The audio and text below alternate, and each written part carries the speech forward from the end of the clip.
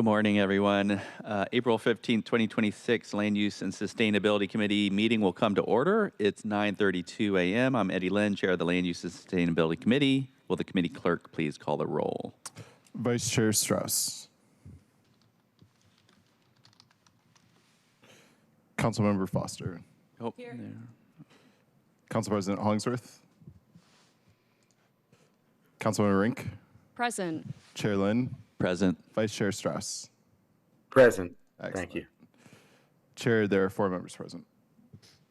If there is no objection, the agenda will be adopted. Hearing no objection, the agenda is adopted. Good morning, everyone. Thank you all for coming to this Wednesday morning meeting to discuss land use.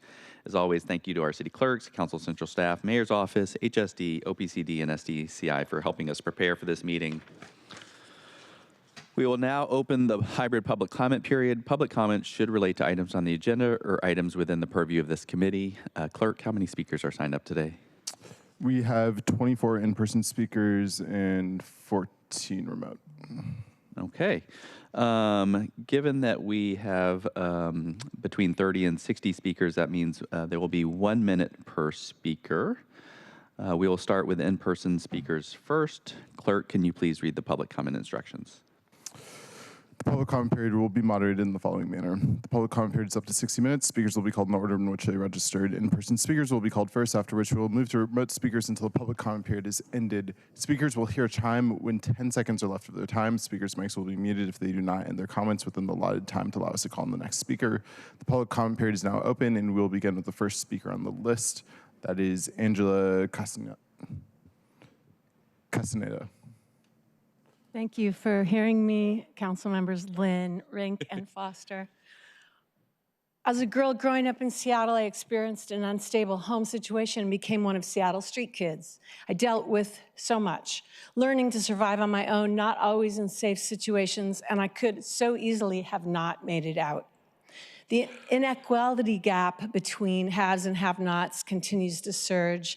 The situation demands that city leaders be vigilant and discerning, that the population mix is complicated, and those like me who faced instability, those who find themselves down on their luck, and those who need treatment. The situation demands that city leaders act to prioritize high support, shelter, and pathways for transitional to permanent housing as centerpieces of the city's rapid shelter expansion. For now, I'm one of the haves with a roof over my head and a leadership position in a nonprofit serving small business communities in Southeast Seattle. But I still see through my kid eyes how we all are impacted every day by the ever-increasing population of underserved.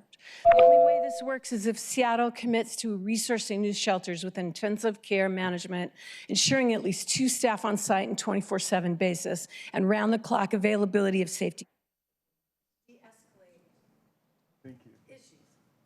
Thank you, Angela. And if anyone, if you're unable to complete your testimony, please feel free to email us a remainder. Apologies for the short time period for public comment. Thank you all. Our next several speakers will be in order: Jessica Rowe, Kirk Kozlowski, Brian Walters, and Sam Wolf.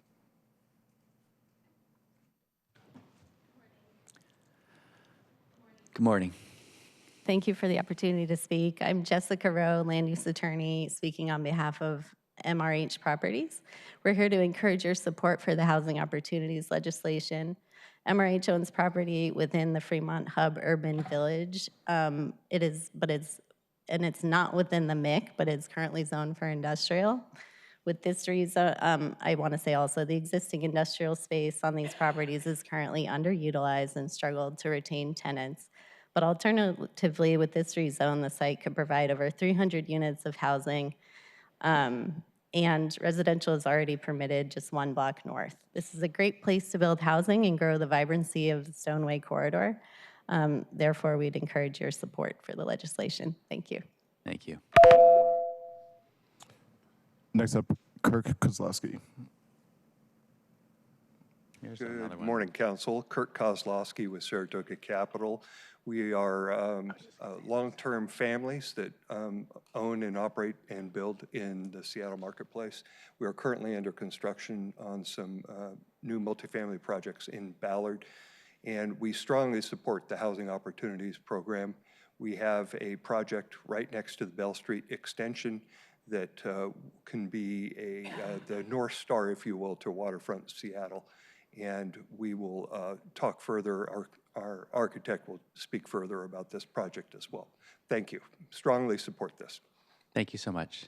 And for folks, feel free to use any of the microphones if there's one that's better suited for you. The next several speakers will be Brian Walters, Sam Wolf, Ben Mitchell, Alex Lofton, and Becca Rose. Next up is Brian Walters. Not seeing Brian, we'll move to Sam Wolf. I believe he's going to be presenting on my mistake. Good morning, Council. My name is Sam Wolf, and I work for PDA. We house the Co-Lead program, one of Seattle's high-support shelter programs. In the past weeks, you've heard from Co-Lead participants as well as neighbors who live near Co-Lead sites. Various customer satisfaction stories. None of these stories are by luck. They are rooted in program design.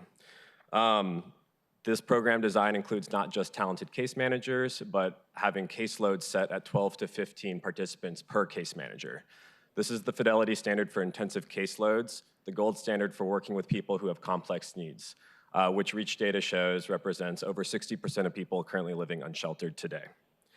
Co-Lead success also hinges on having 24/7 access to safety and de-escalation teams who are capable of responding and problem solving to issues in Co-Lead sites.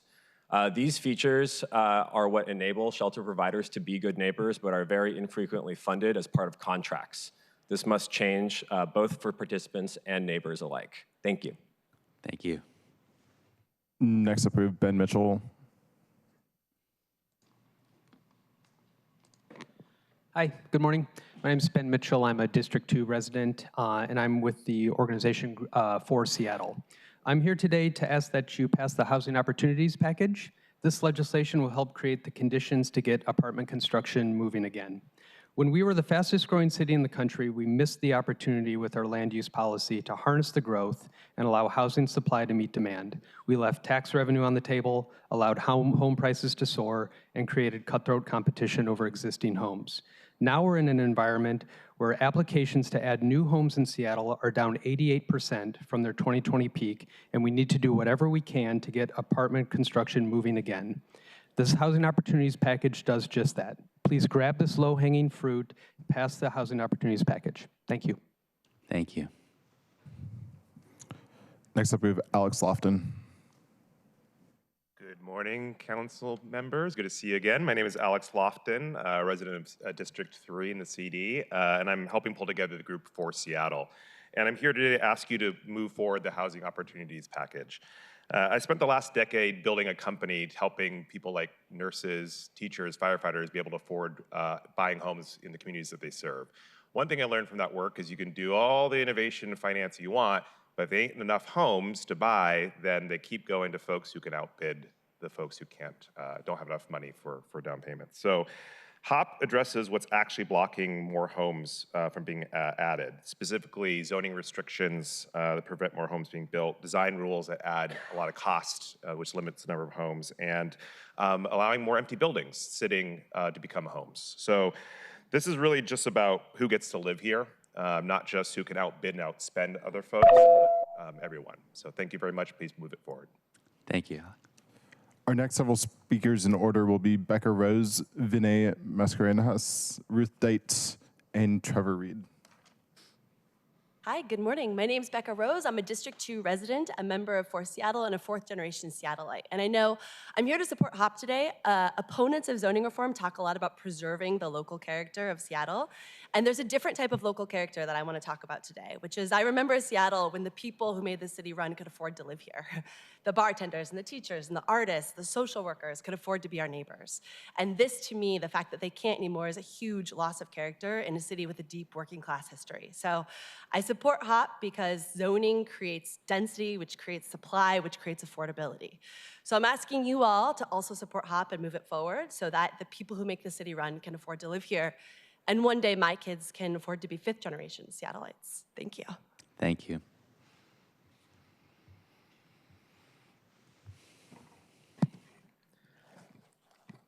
Thank you, council members. My name is Vinay Mascarenas. I'm a resident of Mount Baker and I work in primary care.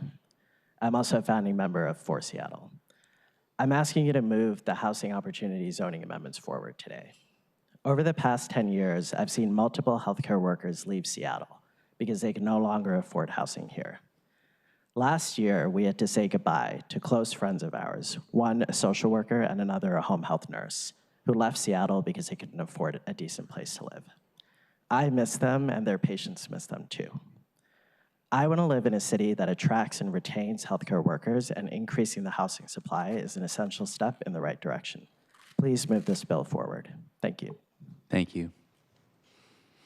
Our next several speakers will be Ruth Dite, Trevor Reed, Steve Rubstello, Mike Brown, and Matt Davies.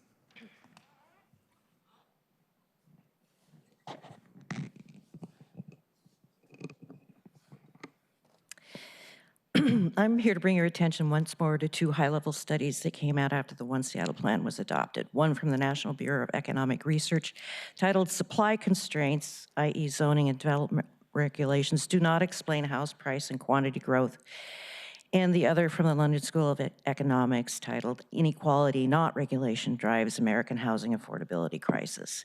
Notably, they find affordability is most challenging in regions like Seattle, where individuals with stagnant wages compete with concentrations of high-income households for limited land, locations, and amenities. They urge new thinking about housing systems and that target moderate and low-income households rather than relying on zoning and filtering.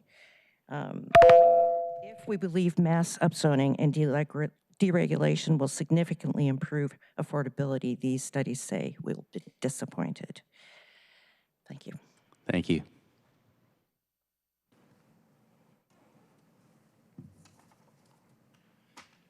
Thank you, Council. My name is Trevor Reed, and I'm a land use planner, and I'm here with For Seattle to speak in favor of the housing opportunity zoning amendments. As you are aware, permitting and construction have hit new lows, exacerbating our housing crisis. This legislation will unstick thousands of units, providing a needed boost both to housing production and a stagnating construction sector. Please adopt this deeply pragmatic and common sense legislation. Thank you. Thank you.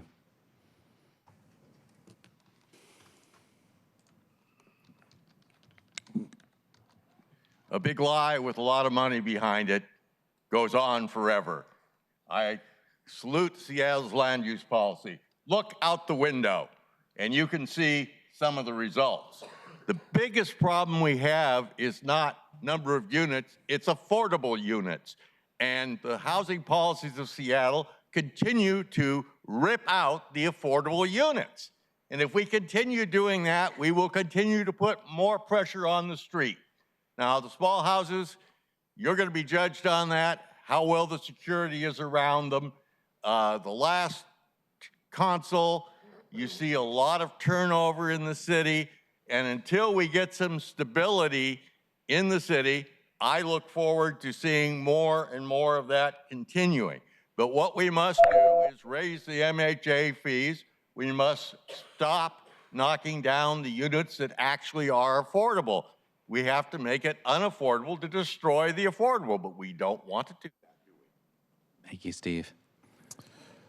Next up, we have Mike Brown, followed by Matt Davies, Jesse Cervantes, Elizabeth Elward, and Lisa Olmsted Thompson.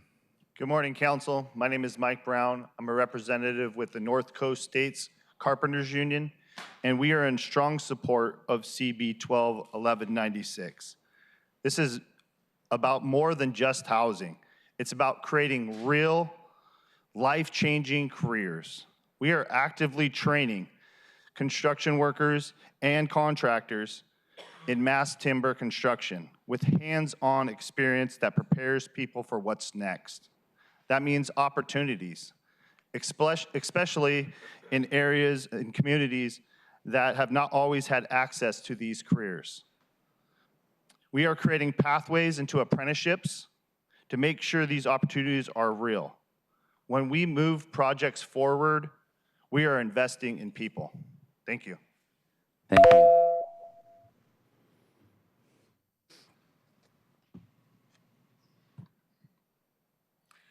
Good morning. My name's Matt Davies. I'm representing the North Coast States Carpenters Union. I speak in strong favor of CB 12-1196.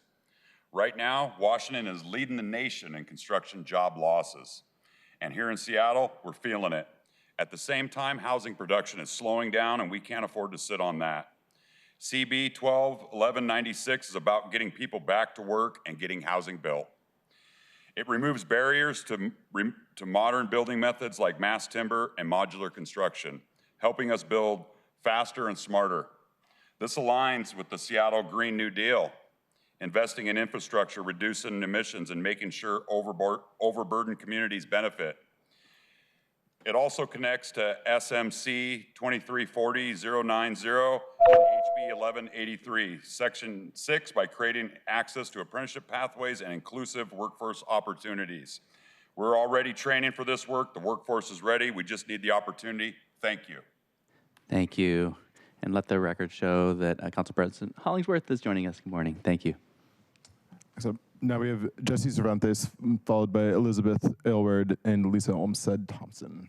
Good morning, council members. My name is Jess Cervantes, representing the North Coast States Regional Council of Carpenters. Washington is leading the nation in construction job losses. Housing production has slowed down. That's not something we can sit on. CB 12-1196 is about getting people back to work and getting housing built. This legislation removes barriers to modern building methods like mass timber and modular construction, tools that help us build faster and smarter. Through the North Coast States Regional Council of Carpenters, we are already training members and contractors on mass timber. We're not talking about the future, we're preparing for it right now.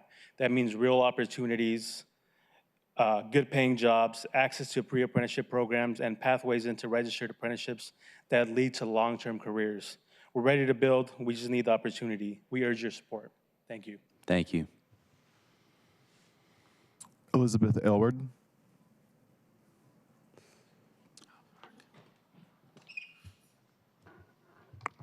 Good morning.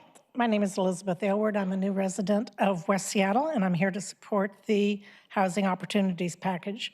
I'm joined here by other members of the For Seattle Project, an organization whose goal is to promote common sense solutions to some of the city's most intractable problems. As a volunteer of the West Seattle Neighbors Shelter, I see the effects of housing shortage face to face. Experts studying homelessness agree that the most basic solution to homelessness is more housing, and a major impediment to more housing in places like Seattle is excessive regulation. HOP will make common sense modifications to zoning regulations and provide construction incentives that will lead to more affordable choices in housing. Support this and move it forward. Lisa Olmsted Thompson. Good morning. My name is Lisa Olmsted Thompson, and I am a resident of District 1, and I am also here with For Seattle. I am here to ask that you pass the Housing Opportunities Package. I am a parent of young kids, and as we are growing our community, more and more families are sharing with us that they are considering leaving because they are struggling to find the spaces that they need for their families. People want to live here. I want neighbors and city residents who are invested and rooted in this community, not commuting long hours and not feeling insecure about their housing. The Housing Opportunities Package will help make that happen. It will allow more home choice so that more people can find a place to live here. But most importantly, it will create more communities that will want the best for this city because it is their home. The policy work for this package is done. Let's drive it home. Thank you. Next up, we have Bob Aylward.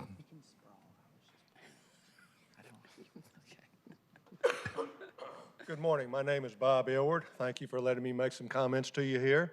I'm here talking for myself as well as the For Seattle group, and we are in favor of the amendments for the HOP.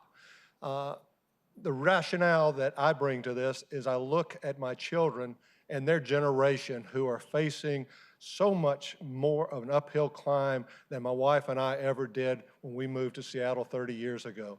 And we think that housing is the linchpin to a lot of the issues facing this generation. So we ask you to start chipping away at those issues by passing these amendments and continuing to look for other opportunities to make their lives better and make Seattle the great city we all want it to be. Thank you. Thank you. Next up, we have Jess Yang, followed by Carolyn Villanova.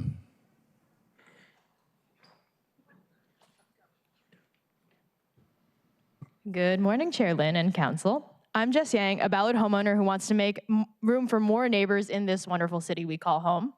I'm here with For Seattle to ask you to move the Housing Opportunities Zoning Amendment forward, or HOP, which I will call it as I go onward. As we're all aware, we have a shortage of housing here in Seattle. HOP is the kind of response that we should prioritize, legislation that has already been drafted and reviewed and can kickstart projects that are ready to go.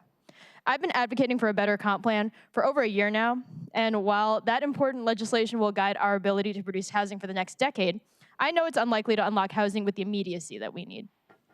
That's why I encourage you to move HOP forward. We need to both plan for the future and respond to the moment with urgency. HOP helps affordable home builders and market rate developers. I see it as a win-win-win. A win for affordability, for more choices, and a win for those who want to live in Seattle and support our communities. So thank you so much for your continued work. Thank you. Next up, we have Carolyn Villanova.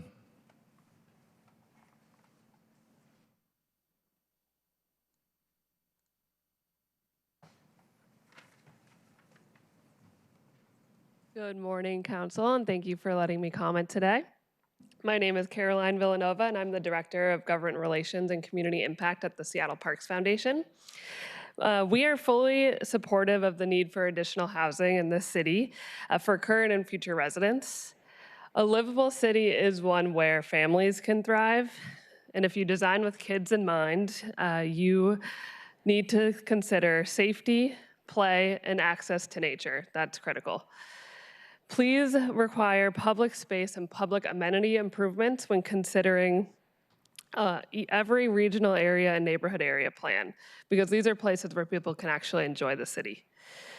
And also, please consider tying public amenity improvements, such as parks like Cal Anderson Lid Park at the last comp plan, when considering rezoning.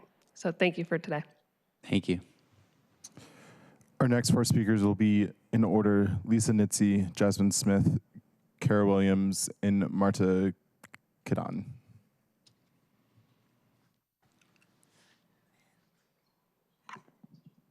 Hi, I'm Lisa Nitze. Thank you for letting me speak this morning.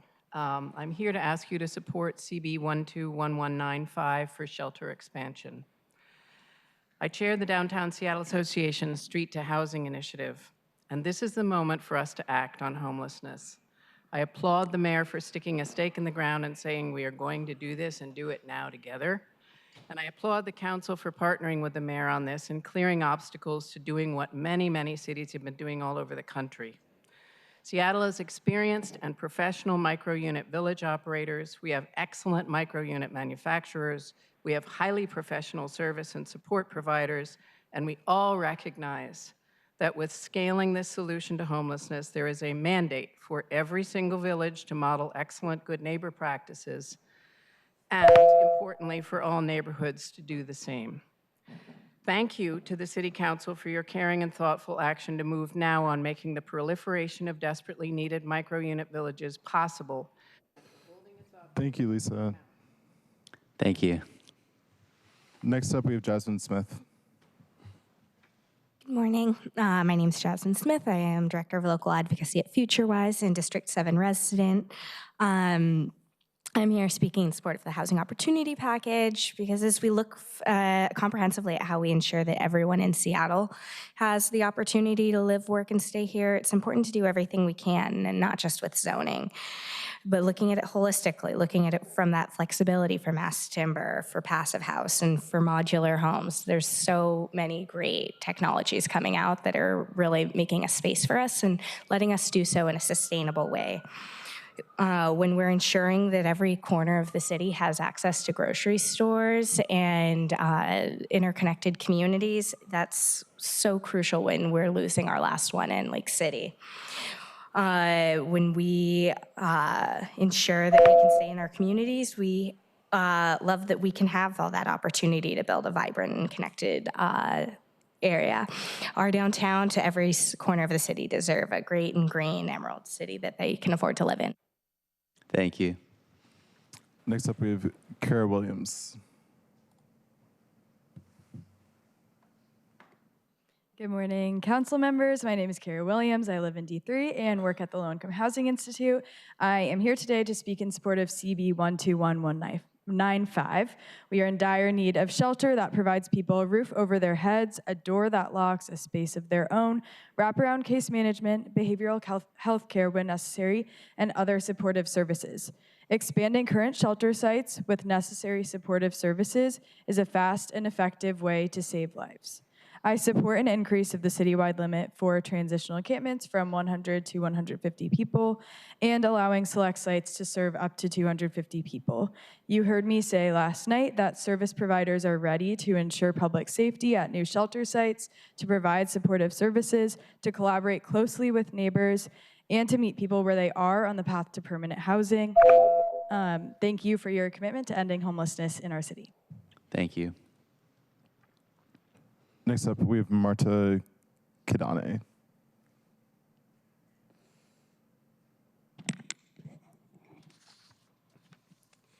Thank you, council members, for taking the time to hear from community members this morning. My name is Marta Kirana, and I'm the Community Engagement Manager at Low Income Housing Institute. We believe that the homelessness crisis in Seattle needs to be addressed in line with the vastness of the needs of our unhoused neighbors. We need more high-support shelter that provides wraparound services. Our tiny house village model has been effective to meet our neighbors' deeper needs because they are low barrier and provide supportive services on site. Case managers and mental health providers help support clients in feeling safe and walk alongside them as they find their balance after having lived with the unpredictability of being unhoused in our city. More clients need more access to services like these, so we ask that you expand the census and services in kind. Protect our community together. Please pass Council Bill 121195. Thank you. Thank you. We will now move on to our remote speakers, starting with Logan Schmidt.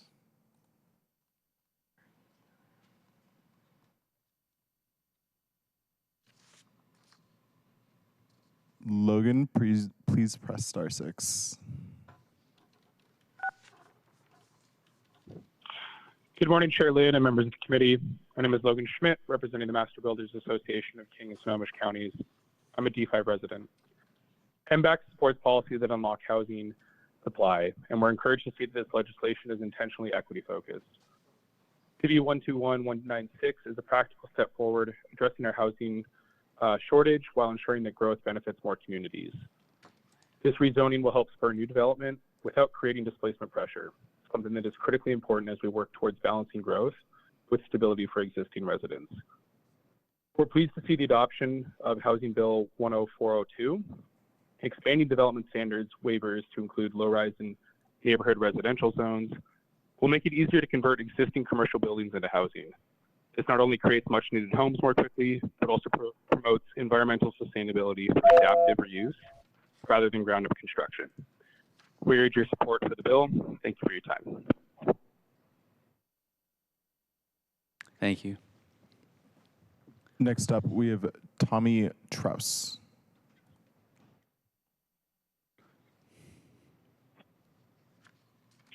Good morning, Council, and thank you so much for hearing comments. I have the privilege of working for EVO and Evolution Projects, and over the last 14 years, we've been so lucky to call Stoneway home. We've seen it transition from light industrial to a mix of retail, office, and housing, and we've been thrilled to be part of this transition. We see our campus Seattle as an embodiment of this. We've brought together a mix of uses from Brooks's headquarters to our flagship, bouldering project, et cetera. We would love to continue to broaden these uses as we develop the next phase of campus. We strongly support this change. Thank you so much. Thank you. Next up, we have Mark Olthoff.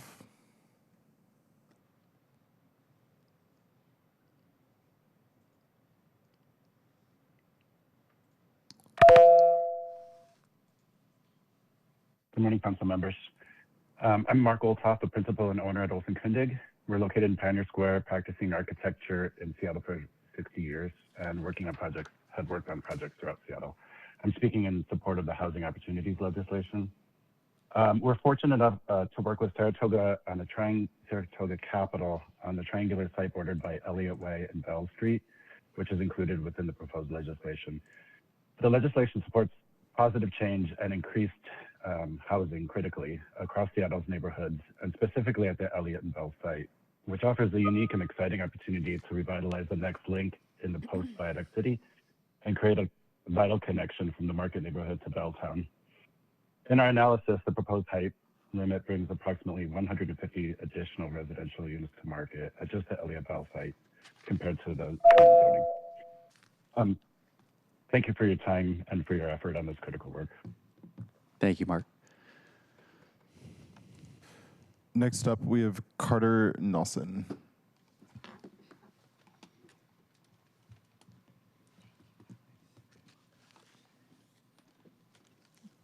Carter, yep, you got it. Good morning, Chair Lynn and members of the committee. Carter Nelson on behalf of NAP Washington State, the Commercial Real Estate Development Association, speaking in support of the Housing Opportunities Package. NAP represents the contractors, engineers, attorneys, developers, builders, and more who are responsible for delivering much of Seattle's market rate dense housing, and we strongly support this legislation. The proposal takes a practical approach by moving quickly in areas that are well positioned to absorb additional housing capacity without creating displacement pressure. We appreciate the city advancing targeted zoning and code changes now while continuing to work on the long-term comprehensive plan process in parallel. This creates a clearer, more workable path to unlocking housing capacity. We also support early implementation of House Bill 1183 to remove code barriers to passive house, modular, and mass timber construction. Clear compliance pathways will improve feasibility and reduce delays in project delivery. Our members are ready to help deliver the housing Seattle needs, and we value being a partner in that effort. Thank you, Carter. Next up, we have Scott Clark.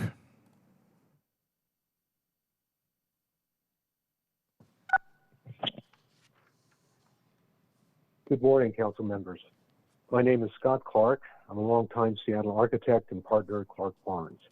One of our mass timber housing projects is on page 12 of the briefing package you were provided. As an architect, employer, and resident, I'm here to strongly support every element of this legislation because at this critical moment, it will help jumpstart stalled housing development and reestablish lost design, engineering, and construction jobs. Today, we're facing a sharp contraction in the housing pipeline. New permit applications are down nearly 90% from the 2020 peak, and completions have fallen roughly 35% year over year.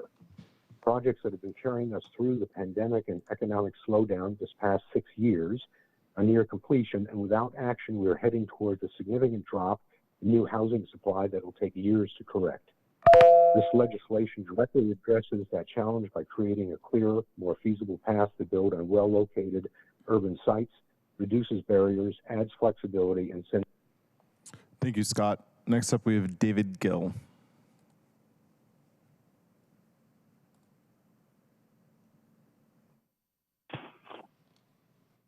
Good morning. This is David Gill. I'm a 30-year resident of Seattle, a homeowner living in District 2.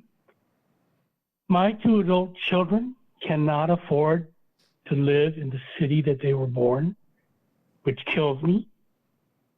And I support both a housing affordability plan and also Mayor Wilson's plan to increase shelter immediately. So please support both pieces of legislature today. And thank you very much for your time. Next up, we have Jason Limp.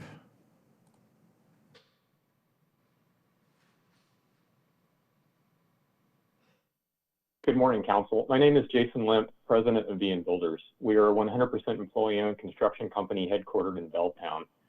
I'm here today to speak in support of the housing opportunities legislation. Our 1,100 employees believe deeply in downtown Seattle's success. We also believe that sustainable construction using new technologies like mass timber construction will help the city and the region meet both our housing and climate goals. while supporting our local carpenters and union trade partners. The housing opportunities legislation is important because it will implement House Bill 1183, which incentivizes mass timber construction throughout the city by making it easier to build, which reduces cost, providing more housing opportunities. Most importantly, the housing opportunities will help build more housing in Seattle, especially downtown. As a downtown business, we want more residents downtown to help make our neighborhoods more active and vibrant. We applaud the city for continuing to take these necessary steps to providing new housing in Seattle. Thank you. Thank you. Next up, we have Andrea Breda.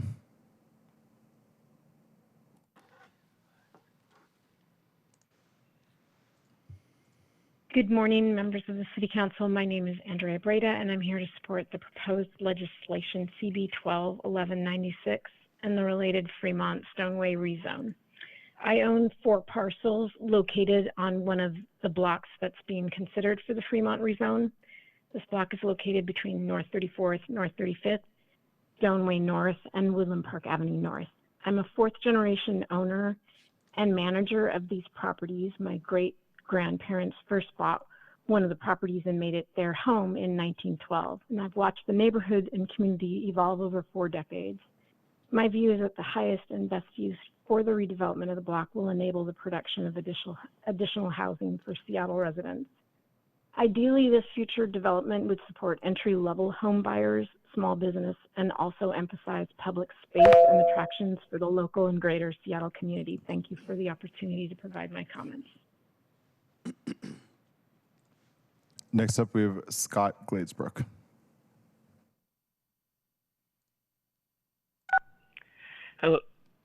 Hello, my name is Scott Glazebrook. I'm here virtually to support the proposed legislation CB 121196 that will lead to additional housing production sooner than later. Ongoing housing challenges affect those in greater need of housing, those emerging into the housing economy, and those who have struggled the most to remain housed. This legislation has the potential to kickstart an increase in housing production, helping with housing affordability passively by increasing supply and actively through the mandatory housing affordability program. The 7 specific proposed goals align with where growth is already occurring in our city, where neighborhoods are in transition, where new technologies promise quicker and less expensive housing, but need initial support to build momentum, and to remove barriers to unique opportunities to make our communities better. I'd like to specifically highlight one of these goals. Fremont Stoneway rezone. This rezone proposal to NC3 will allow housing plus larger residential uses in new developments to complement the growing commercial presence along Stoneway. Many of the uses in current IC zone will be allowed in NC3 zone. Thank you. Next up, we have Chris Gillette.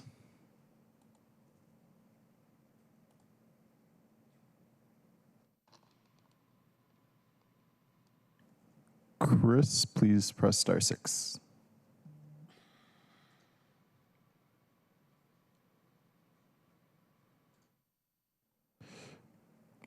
Gillette, and I'm speaking on behalf.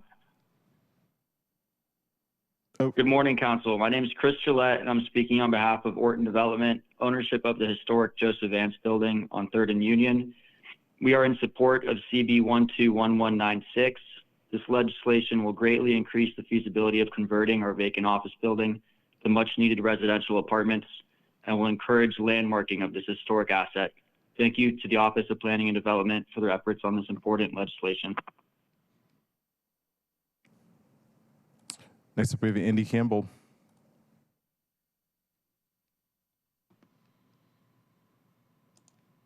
Yeah, hi, good morning. Yeah, I just wanted to express strong support for the housing opportunities package. I am a housing developer. I'm also a longtime resident of the city of Seattle, and through both of those lenses, I'm really concerned about where the housing supply cliff is headed in Seattle now. I think this should be a 5-alarm fire for our city, and at the same time, I think the deck has never been more stacked against new project starts. And so legislation like this that removes roadblocks to housing production is really the only way that we can get housing starts back on track as a city. And I think this legislation has spent a ton of time with city staff and stakeholders. It is hyper-focused. It will spur real project starts in these areas that it's focused on. I see zero negatives in moving this forward. I think it's something tangible that the council can do near term right now to address the housing shortage. And I just wanted to voice strong support for that and thank the committee for reviewing action like this. It's exactly what Seattle needs right now. Thanks. Next up, we have Jesse Simpson.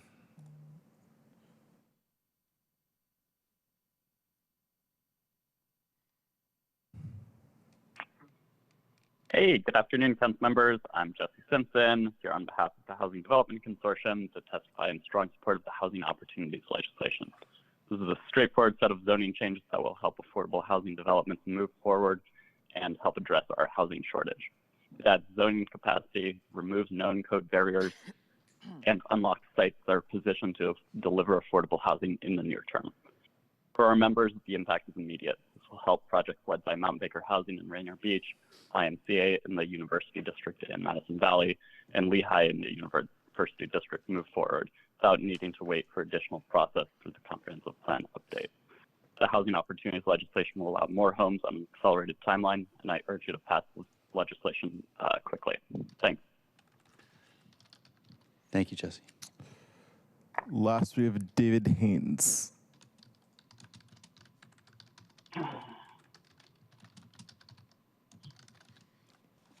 Hi, we need to take the restrictions that are still in the comprehensive plan. We need to build higher and with more robust floor spaces. And we need the qualified developers, not these nonprofits that have to hire somebody else to do the job they claim that they're qualified for. But I want to address the desperate need for and to solve the homeless crisis and all the people that are suffering last night. And King County Regional Homeless Authority doesn't think it's bad enough. And you all want to expand the offerings of shelter in certain areas. But if you have a lot of self-destructive behaviors and there's a lot of people causing trouble for innocent homeless people in an encampment, it stands to reason that you still need to use the resources that are available, such as the noble use of the National Guard to stand up 500 capacity of an authorized encampment and send certain people there to focus on the drug addiction and let innocent people go to the tiny house village first instead of allowing all these. Chair, that is our last speaker. Okay. Since there are no additional registered speakers, we'll now proceed to our items of business. But before we do so, I just want to thank you all for coming to testify today. This was not necessarily intentional, but I think it's interesting that we have these two pieces of legislation before us that in many ways tackle the interrelated issues around homelessness, around our housing costs, housing production. And I think we've heard a lot of great testimony addressing sort of the whole range of needs in our community, whether it's shelter, mental health, behavioral health, robust support, but also the real affordability issues, the need to address economic inequality, as well as the need for good jobs, for supporting new types of construction like mass timber as the evergreen state and a green city. We should be leaders in this type of technology. So anyway, I just want to thank you all for being here. Super excited to get on to our orders of business, but just wanted to say those few words. We'll now move on to our first item of business. Will the clerk please read agenda item 1? Agenda item 1, Council Bill 121195, an ordinance relating to land use and zoning, adopting interim provisions to expand the capacity of transitional encampments and amending sections 2342.054 and 2342.056 of the Seattle Municipal Code.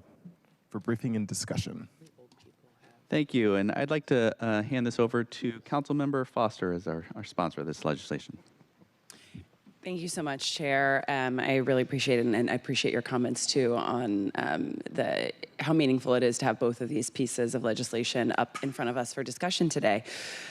So I will share a few words. I want to start by saying thank you to the Mayor's office and team for bringing this legislation forward, and in particular for sending this down for us so quickly and working in collaboration over the last few weeks to ensure that we refine the details of this proposal to bring us to what is in front of us today.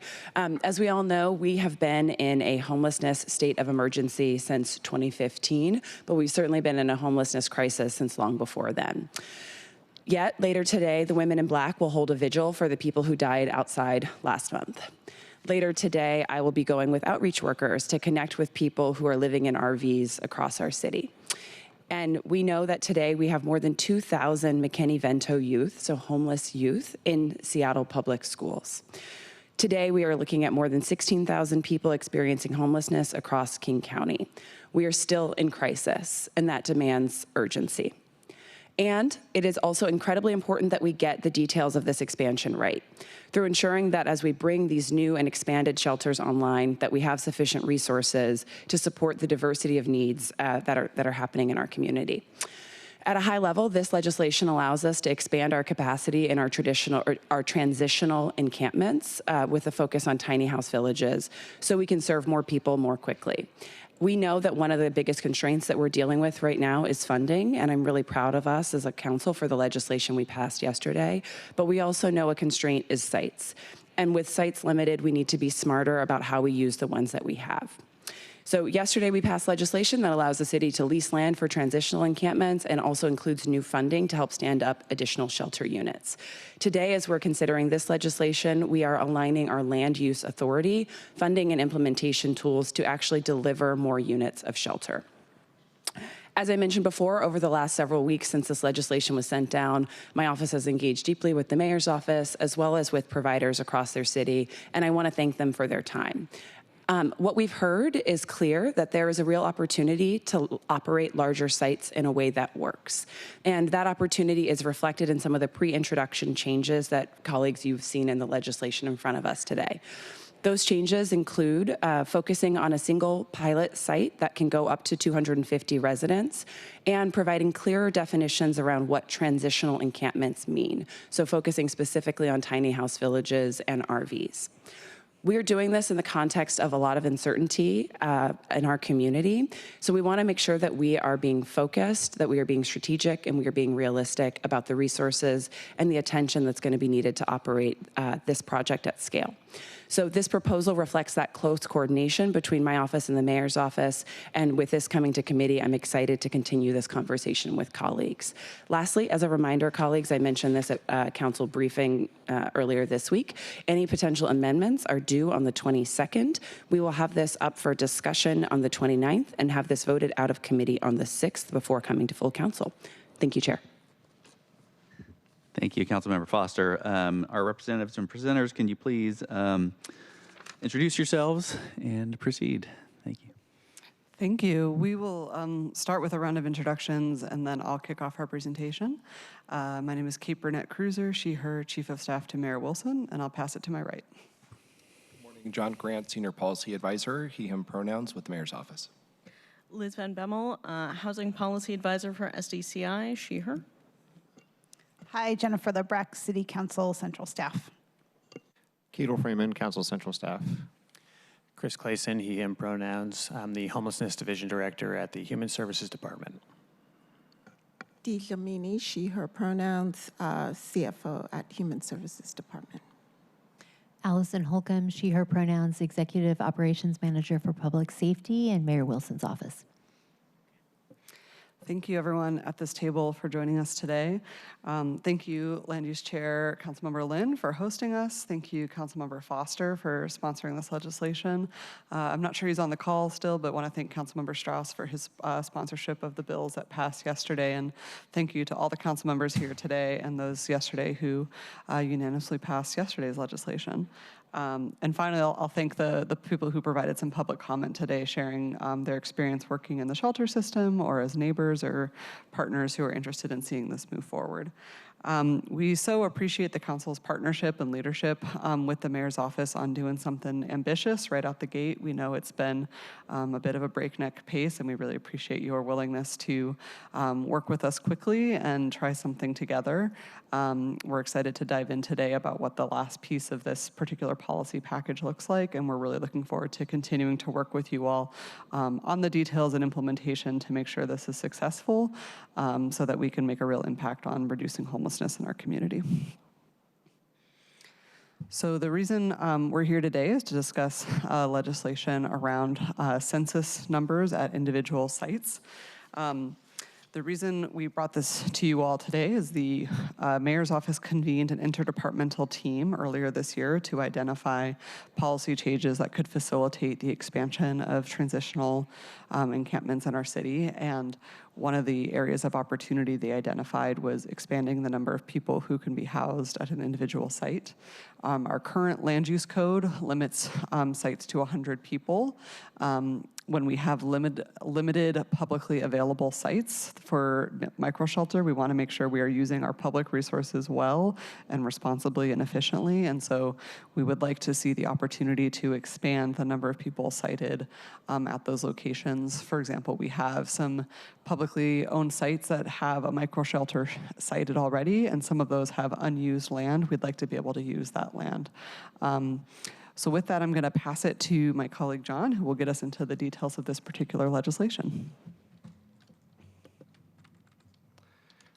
Good morning, council members, and I will try to keep this part of the presentation brief because I know that central staff has a more extensive presentation to go over some of the nuances of the policy. But at a high level, what we're looking to do is to pass interim legislation that would allow for micro-modular shelters and RV and vehicle safe lots to go from a limitation of 100 people per site to 150 people citywide, and to allow for one site, again, limited to micro-modular shelters and RV safe lots, to go up to 250 people. And I think it's important to note for the public that this is a bit of a small change to the original legislation. We've made some pre-introduction changes so that we can narrow the focus of the legislation towards one pilot program that would be at that larger 250-person site. And I think the intent there is to kind of demonstrate that, one, we can do it and we can do it well, and that we're moving at a pace that is reasonable and develop the appropriate policies and procedures to do so. This would be interim legislation that expires after 12 months.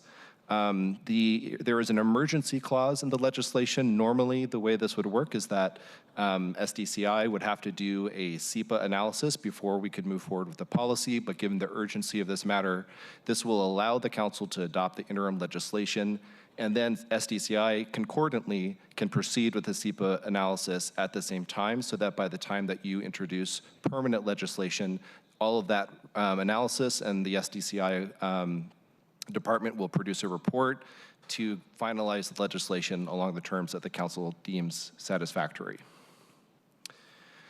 So what are we trying to accomplish today? I think that what we are seeing across the country is that there are successful models of large micro-modular shelters. Seattle is one of the first in the nations to innovate and create this model. But typically, tiny house villages or micro-modular programs range between 50 units to about, at biggest, 85 units. But what we are seeing across the country is that other cities have taken this model and expanded it significantly, with some sites going as large as 100 to up to 220 units per site, or sometimes more. The largest site that we found actually serves over 300 people in a single location. So here are just some examples. There's Tampa Hope, which is in Tampa, Florida, that has 215 units plus 116 platform tents that serves 345 people. You may all recall that the executive director from Tampa Hope actually testified at the last Land Use Committee meeting and gave some helpful information about how that site operates. And I'll talk more about Tampa Hope in just a moment. There's also Genesis Pallet Shelter in Chico, California, that is 177 units serving 200 people. Arroyo Seco Village in Los Angeles, serving 168 people.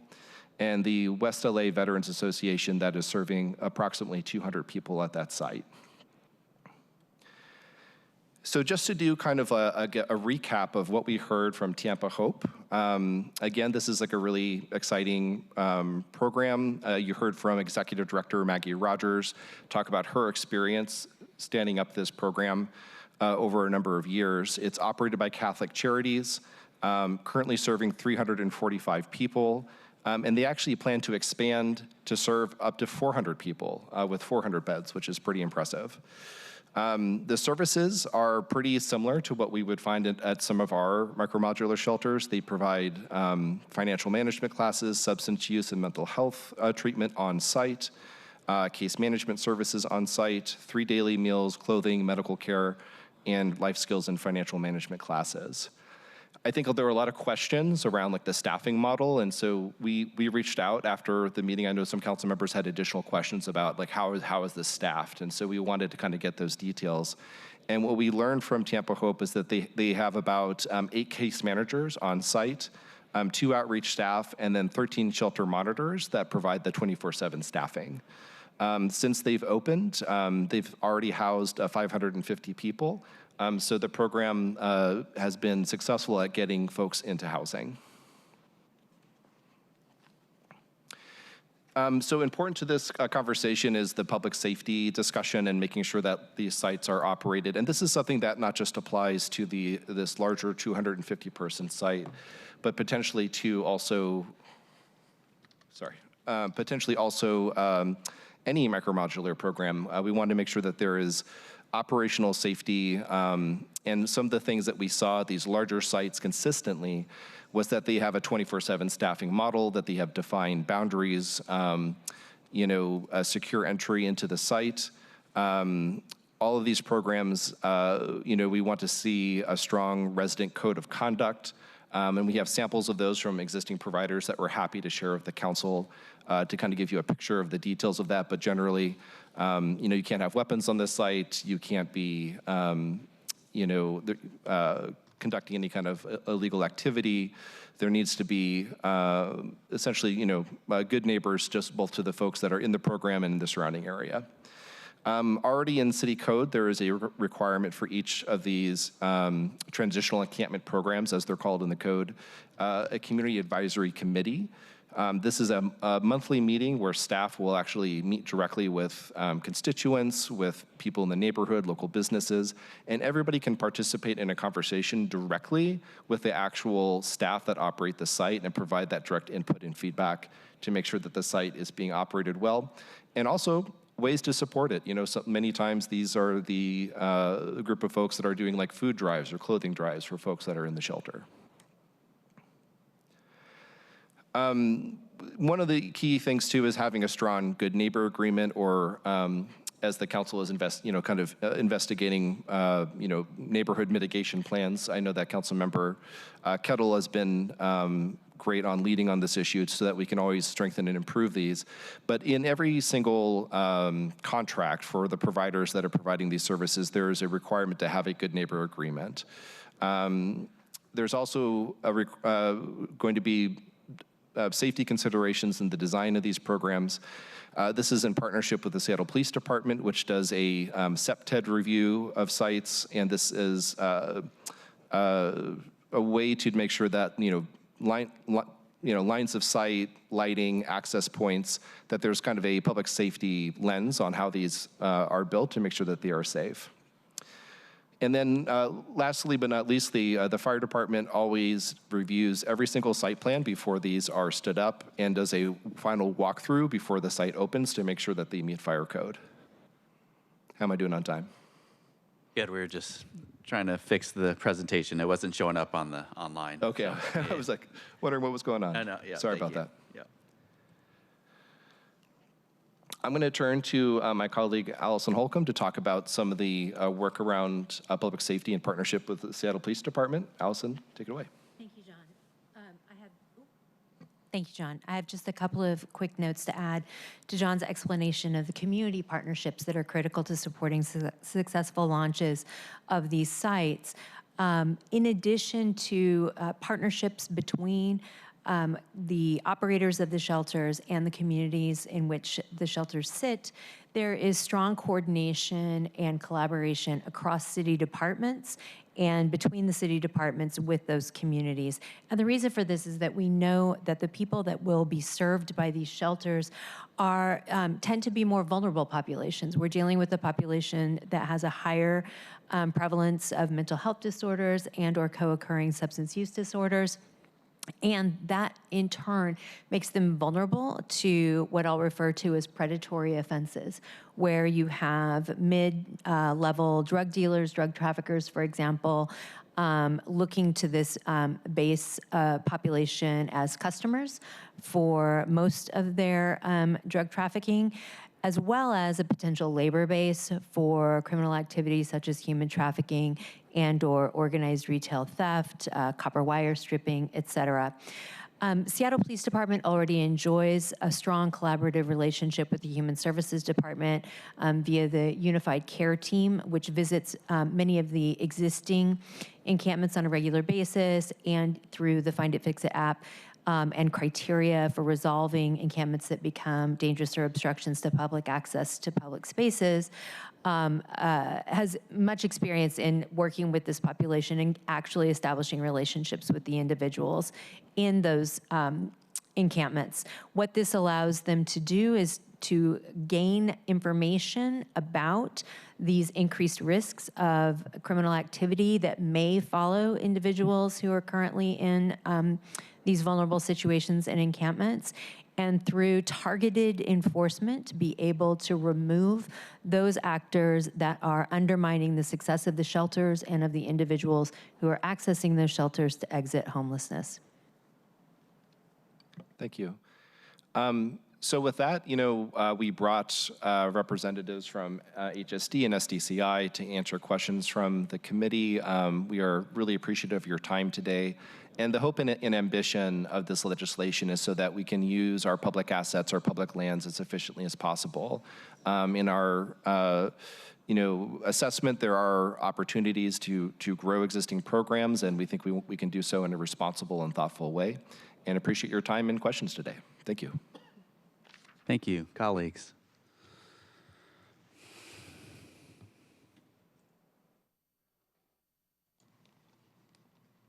Anybody want to go first? Nope. Councilmember Rink.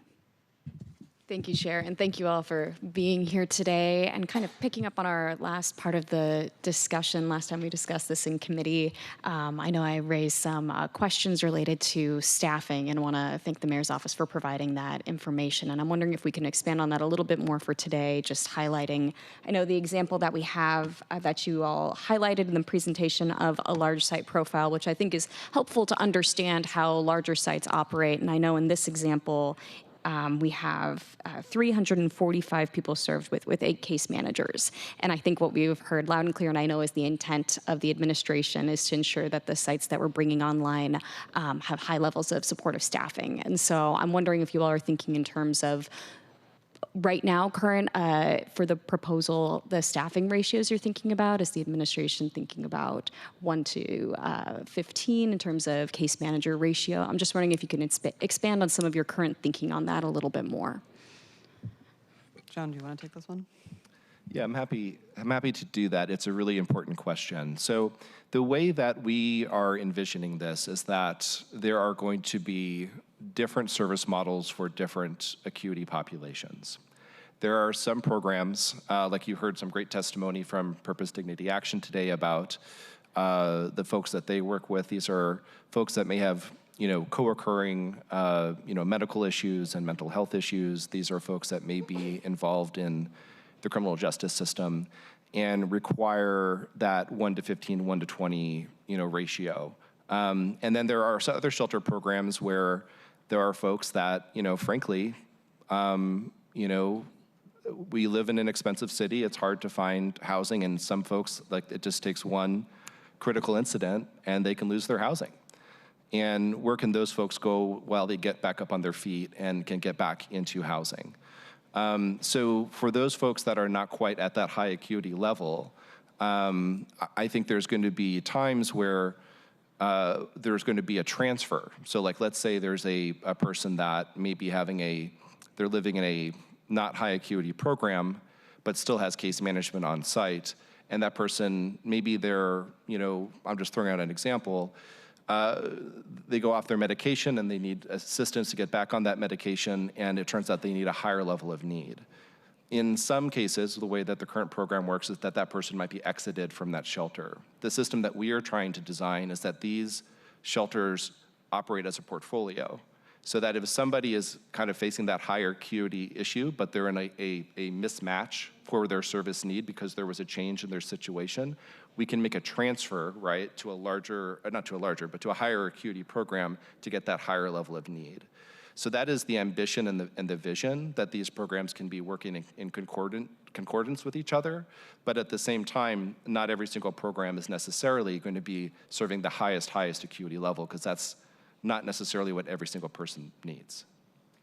And I'll just add, we appreciate the amendment to the legislation passed yesterday around the high acuity work group that will be established, and we anticipate a lot of this work will be happening in that space to get really clear on those staffing models, the portfolio, how we do the needs matching. So we look forward to being in conversation with you and your colleagues on that.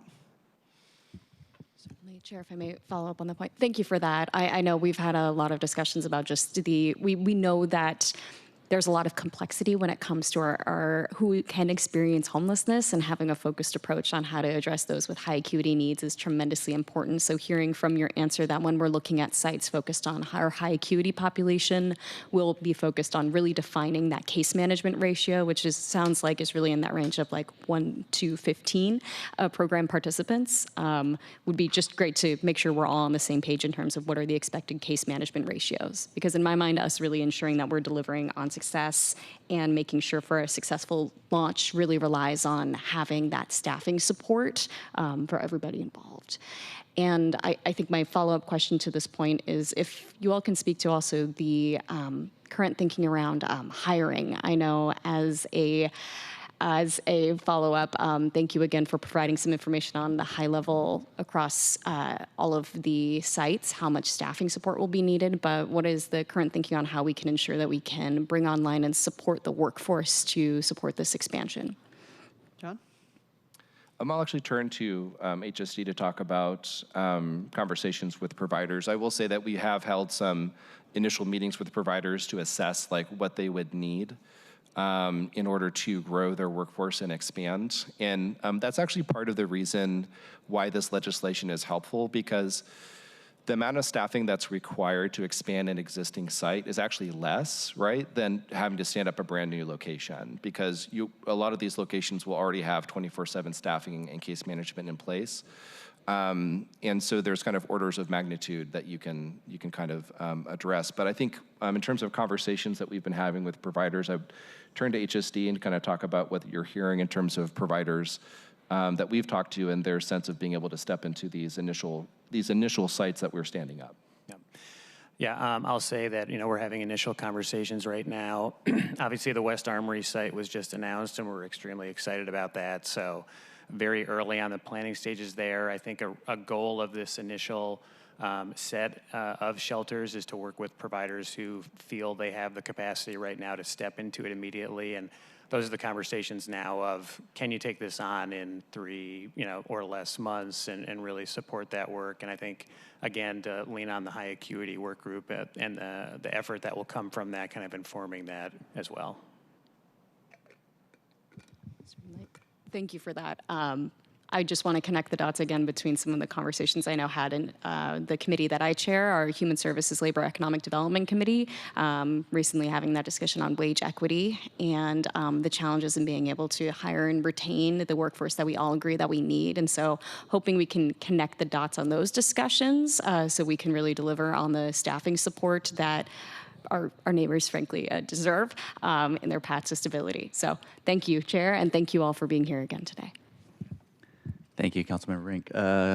Councilmember Hollingsworth. Thank you, Chair. Thank you all for being here. Really appreciate your time and energy and all the presentation on this. And then obviously the great panel of different people so we could just get different information. The first thing I wanted to ask, for the first 500 shelters, could you all just walk us through who are we prioritizing for these beds in these shelters? And is it high acuity folks? Like what are for the first 500? Yeah, I think the first 500 is a focus on folks who are high acuity. And I think even within that term, there is nuance. There are some folks that are going to require pretty, significant substance use disorder counseling, and if they have a co-occurring mental health issue, we need to make sure, like, not every behavioral health provider does both of those things. Some may do one, some may do the other, some do both. So for example, like, I know that Therapeutic Health Services actually provides both of those services, and what they'll do is they'll actually hire staff that are licensed both as a mental health counselor and also as a substance use disorder counselor, so they're kind of co-licensed in that way. And there's going to be some programs that will require that deeper level of behavioral health support. And then there's some folks that, may need not quite as much as that level of assistance, but maybe they would still benefit from something like, a substance use disorder treatment program. And those are folks that maybe, they, in a matter of time, can stabilize and get access to permanent supportive housing and move them as those units become available. So I think the first 500 is that range of like chronically homeless folks. And within that range, folks can be chronically homeless for lots of different reasons, right? It could be a disabling condition. Maybe somebody has a physical disability that prevents them from having sustained employment, and they're on SSDI, and as we all know, that is nowhere near enough to afford market rent. Well, if they get into a shelter program, but they don't necessarily need like ongoing treatment services, what they need is probably somebody to help them get their ID and get connected to a rental subsidy program to move them into housing. So that's within that range of chronically homeless folks. There's going to be a different subset of what those needs are. But I would say that for that first 500, we're looking to serve chronically homeless folks. And for the next 500, I think we're looking at a broader, segment of the population, like folks who are currently, stuck in shelter, who may be like a large family. And it's hard to find like a 4-bedroom apartment that they can afford. And so I think for those types of situations, we would probably pivot to another model, like some sort of rent assistance program. Understood. No, that's super helpful, because I know I had an amendment for families and children, very passionate about that. We tried to obviously work with our mayor's office to give a little runway to save for the first 1,000 shelters for that, because a lot of those families are sleeping in cars, or they're at Cal Anderson Park. They're at different places. They're doing couch surfing. A lot of times we don't see them, unfortunately, and that's who, I am very passionate about, and I know our colleagues are as well, in wanting to get them into some type of shelter and then onto permanent supportive housing. I'm curious to know from HSD, lessons learned. So we heard from you all, or from mayor's office and providers, what the government needed to do better, right? With cutting the red tape, getting stuff online faster. What has HSD learned about providers? What is working well and what is not working well? And what is going to be different about these 500 shelters that we're putting online that is going to be better, to have better outcomes? Yeah, I think partnership is really critical. I think what Mayor's Office has shared just about the work to kind of develop these shelters is a major issue. I'll say, looking back at the Star Center work, I think recently has been super informative there. HSD working really closely with our partners at the King County Regional Homelessness Authority and obviously DESC, but also a broader coalition as well, including SPD, CARE, to look at what is that program achieving, how are we achieving the goals that we laid out, how are folks moving into the shelters as well, when do we have to pivot, and we meet on a monthly basis as well just to see how things are going. And I think also outside of the program, just how are we as a program doing in the community and neighborhood, and to look at issues that are coming up. So I think that was a great success last year in launching that program quickly, and I think offers a lot of lessons learned about how to do that continuous improvement piece. Awesome, understood. And a follow-up to that, Mr. Chair, if I may. Yes, yeah, please, okay, of course. awesome. Yeah. I always want to check with the chair. Yeah. The other question I have too is, how do we see King County Regional Homeless Authority playing into this expansion, or do they have a role, or is it we're starting to transition some of their work plan or, what we have expected them to do, are we transitioning that a little bit to now what we're doing at the city? Because those outcomes have not been what, I'll just be frank, what the public has anticipated for the money that we have been spending or giving to King County Regional Homeless Authority. I'll let John take a first crack at this, and then I'll chime in if I need to. Knock it out of the park. I sent you a toss ball. Underhand for you, John. Yeah, thank you. Thank you so much, Council President. We have, I think, a very important partnership and relationship with the King County Regional Homelessness Authority. They hold the majority, if not all, of the shelter contracts for the city that have moved over ever since its inception. And I think that collaboration will continue. We've been in conversation with them about, best practices, looking at the way that they've been, structuring some of their contracts for shelter providers and seeing if there's some modeling there that we want to emulate. And in terms of what is the long-term view, I think that the different tasks call for different conventions, and I think the direction that the mayor's office is pointing us towards is to quickly stand these initial shelters up as fast as possible. And the city just has unique assets that are not available to KCRHA. We have the Finance and Administrative Services Department, which has incredible expertise in real estate and negotiating leases. We have all the strengths with SDCI around how to expedite permitting. And so the city had some unique tools to kind of act quickly and stand these up.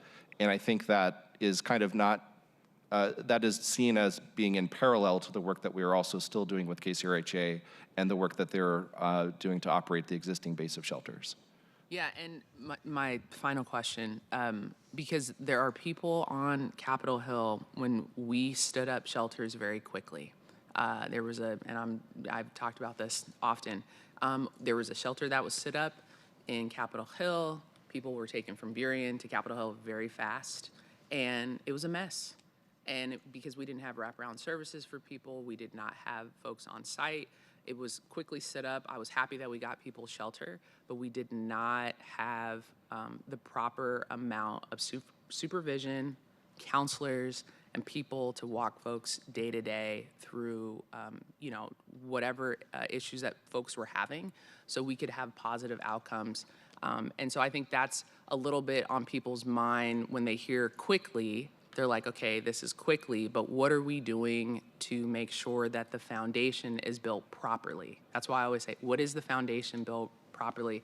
And so working with your office, obviously that's really important to us. District 3 has absorbed a lot of low barrier shelters and permanent supportive housing, which the Capitol Hill neighborhood is welcoming to. But there are other neighborhoods that I know that have said, hey, well, what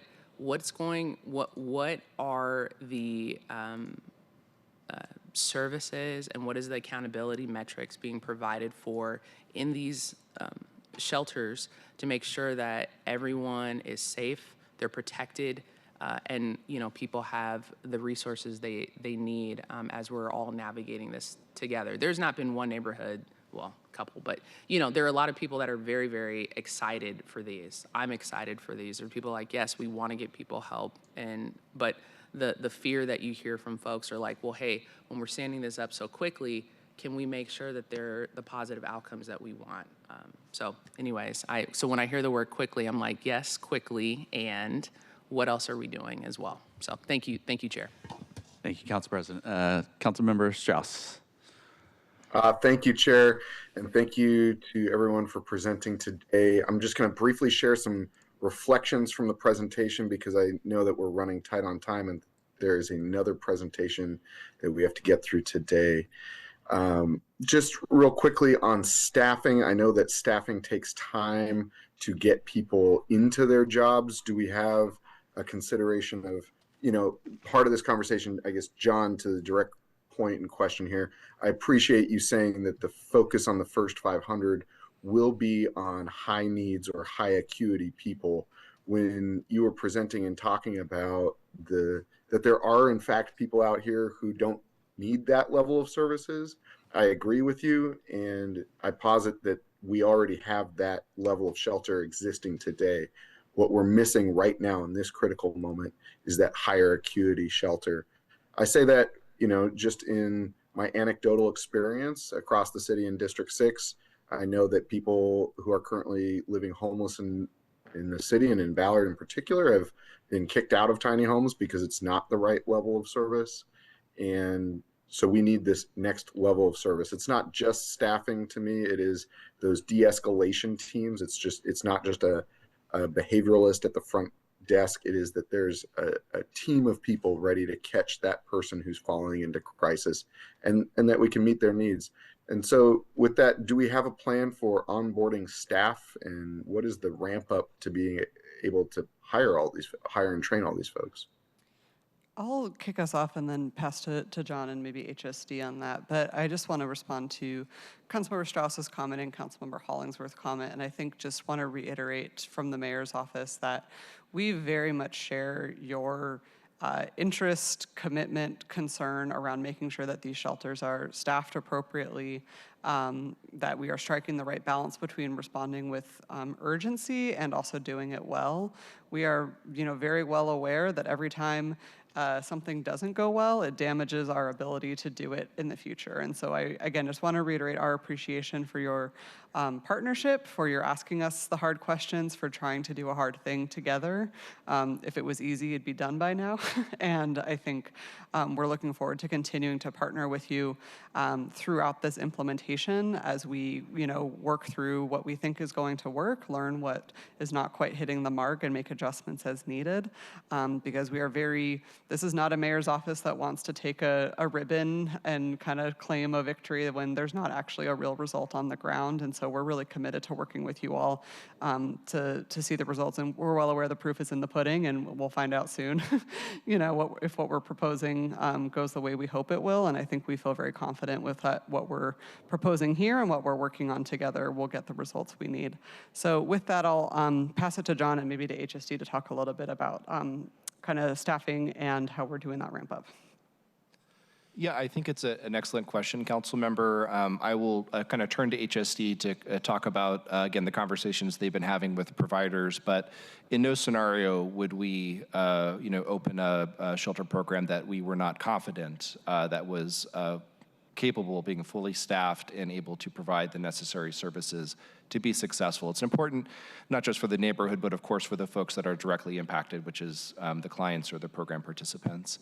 I will say that for the conversations that we're having with providers, that is what we're asking them. We're asking them, what would it take to get from here to there? What would it take to make sure that you can staff up appropriately? And every provider is going to have a different answer. Some providers are maybe larger than others, and they can actually shift staff around, and as they're in that process of staffing up, some organizations might be smaller and may need, additional technical assistance to get them from where they need to be to opening up the site. And so every conversation, I think, is being done in an intentional way to make sure that we're finding a good match, a good fit for the service provider and their capacity to make sure that we can open up these sites successfully. But I'll turn it back to HSD and talk about those conversations. Yeah, I don't think I have a great deal more to add, but I will say as part of those conversations, I think it's talking to providers about when do we need a contract to be executed, when do you hope to onboard, what kind of flexibility, again, technical assistance can we provide to get you that contract to begin the work to be ready once the site is fully developed. So I think that's really what is key, and a staggering of what staff get hired and what we can do to really kind of make that a possibility for them to be ready to go and confident that they can handle those operations. And I might add to that. Thank you, Chairman. Oh, I'm sorry. Go ahead, please. Councilmember. Thank you, Chair. I know I've already taken up 5 minutes, so I'm going to just ask one more question. Just to understand, I think that I have had a different experience with SDCI than the committee table, and that's, just stating we had an audit of the permitting process done in 2023. I know that SDCI is working on it now, but it's 3 years later, and we haven't had those recommendations achieved yet. And specifically, even with the expedited permitting for shelters and housing, it was my experience at the Salmon Bay Safe Lot that SDCI slowed the process down and actually reduced the number of RVs that we could host on that site in a temporary way. And so my question, and I'll add a charge here for the table, for the committee table, which is, and I brought this up at the last committee, Everett, the 7th largest city in the state, not the first, the 7th, they were able, from the moment that their shelters arrived on a location, 48 hours later, that entire shelter site was online. And so that is, and it might have even been before that. They might have done all the permitting in 48 hours as well. So my challenge to you is to meet or beat Everett's record and get that shelter site in Inner Bay turned on within 48 hours of receipt of permits, because it's my experience that it is different than what was conveyed. And so that's my challenge to you, is make sure that we are able to submit, locate, and certificate of occupancy these shelter sites within 48 hours. I'll also note, and I don't need the answer now in the interest of time, it was represented by the committee table that there are continuing to be monthly meetings with the tiny home villages. I can say that the two, that are closest here in District 6, the two tiny home villages, I don't experience issues with them. Their neighbors know how to get in touch with me, and I know how to get in touch with the executive directors.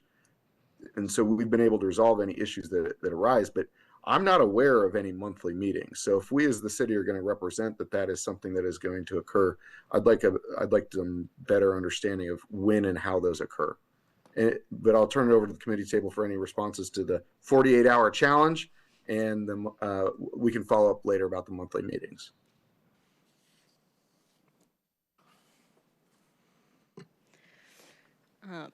I appreciate the challenge, Councilmember.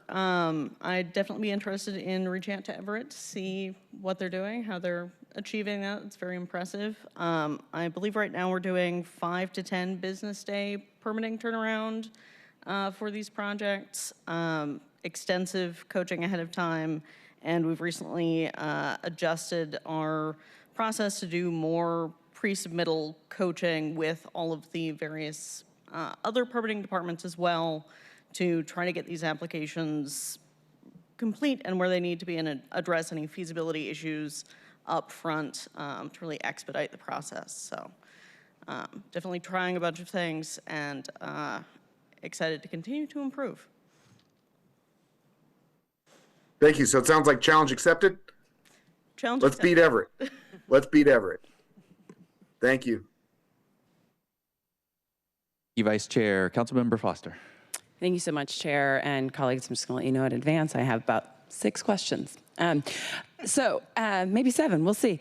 And thank you so much, presenters. I really appreciate your time. I want to start first with, I know recently the mayor's announced one of the sites for the shelter expansion, and I'd love to hear more specifically whether or not you've been able to identify a location for the 250-unit pilot site. I'll let John take that question. Hi, Councilmember. No, we have not. We have not located a specific location. I think the thinking here is that it would be premature to identify a location until this legislation passes. And I would say that, of the different options that are out there, we did give an example at the last committee meeting for Camp Second Chance, just to kind of illustrate what that might look like. I think that folks, it was kind of hard to picture maybe what type of program would be a good fit. And there are some sites out there that have a pretty significant amount of public land around them that could be utilized, but we have not decided, what particular location we might want to move forward with. I think we would want to have a lot more intentional conversations with each council member about sites in their districts before we would move forward. Okay, thank you. This question actually doesn't need a response, it just needs a response later. So I just wanted to follow up on the question that came from Council President Hollingsworth earlier in terms of lessons learned. And I want to request specifically that, I know that we have the IDT that's going to come up now, thanks to the legislation that was passed yesterday. I want to request specifically that HSD brings into that conversation a more thorough response to those lessons learned. I think you gave us a good overview today, but as we've been engaging with providers, we've we've heard a number of things, including the staff ratio as one option. We've heard questions around requiring case management as one option. So I do want to get a more detailed response when we go into that IDT, so we can consider those and make sure that we have the high acuity work group working well off the bat. So thank you for that. And then I want to turn to slide 10, if we can, in the presentation, please, which I believe is Director Holcomb, Executive Director Holcomb's slides when we're looking at some of the safety considerations. Yep, there we go. I really appreciate this overview and update that you gave, and I want to just get a little bit more detailed responses. In particular, I know that we heard a couple weeks ago when folks were at the table around this sort of development of specific strategies, and I'd love to hear more about where we are in that process. Like what can you tell us about what active development means and when we're going to get some more of those details? Sure. What I can share with you is that what is in development is that each precinct, the captains and patrol officers and detectives working with those geographic regions are developing as one piece of the strategy, undercover operations, for example. Are monitoring locations to observe suspected, these mid-level drug dealers, as I've been calling them, who travel to sites, engage in commercial transactions, leave the sites. Some of this information comes in from neighbors who observe, who take pictures with their own cell phones. Some of the information comes from being on site when officers are accompanying UCT site visits. And so that piece, I don't know that there will be a lot more detail that we'll be publishing about what an undercover operation might look like as it's being put together. But that is probably the primary tool that we have right now. And I will offer again what I think I offered in the last hearing where we talked about this, is that Seattle Police Department is quite willing to meet with council members individually to identify specific sites within districts, for example, that may be concerns or where you're hearing more from constituents about what appears to be visible criminal activity associated with a particular location. Please feel free to ask me follow-up questions if I'm not getting what you need. You know I will. Thank you so much. I appreciate that. And actually, I'll say this before I get into the follow-ups, because I said it around the table earlier this week. I think it's important that we ask these questions around safety, and I know that we all hear questions from community members around them. We hear questions around them from folks who are living in the tiny home villages as well as neighbors. And asking those questions does not mean that tiny home villages are inherently dangerous. And so I just want to state that plainly and clearly. I have 3 that I can walk to from my house, and I know that myself and my neighbors welcome them as part of our community. And with that, I'll go into my follow-up questions. So if you can share more, this slide I think was helpful, but I wanted to get into some of the details here. So you sort of, there's this piece here around targeting dangerous and illegal activities, and I know you just mentioned undercover operations, so it may be that you can't provide more detail, but I'm curious if there's a particular focus as you're sort of developing this. You mentioned the drug dealing and the sort of attempts to take advantage of folks in those communities. Are there other kinds of activities that are coming to mind and coming into focus here? The 3 categories of criminal activity that appear to be the more prevalent in concerns about encampments really deal with the vulnerability of the populations there. So in addition to people who are taking advantage of the fact that some people are suffering from substance use disorders in these encampments, we also have concerns about human trafficking. Mm-hmm. And finally, the organized retail theft and or just basic metal scrapping, right? Stealing copper wires from commercial sites, construction sites, et cetera, and setting up shop in RVs that are parked close to encampments. There will be an RV or a specific tent that's not too far away from an encampment where you have really a concentration of illicit commercial activity occurring out of that specific location. And to your point, it's 1 or 2 people that are responsible for a lot of this activity that is of concern to community. Thank you. And then I'm going to keep asking questions. I'm going to turn to some questions that my colleague, Councilmember Juarez, passed on since she couldn't attend today. So I want to ask those for her. So can you just share more about how the vicinity of shelter programs is defined? I think that's some language that's on the slide.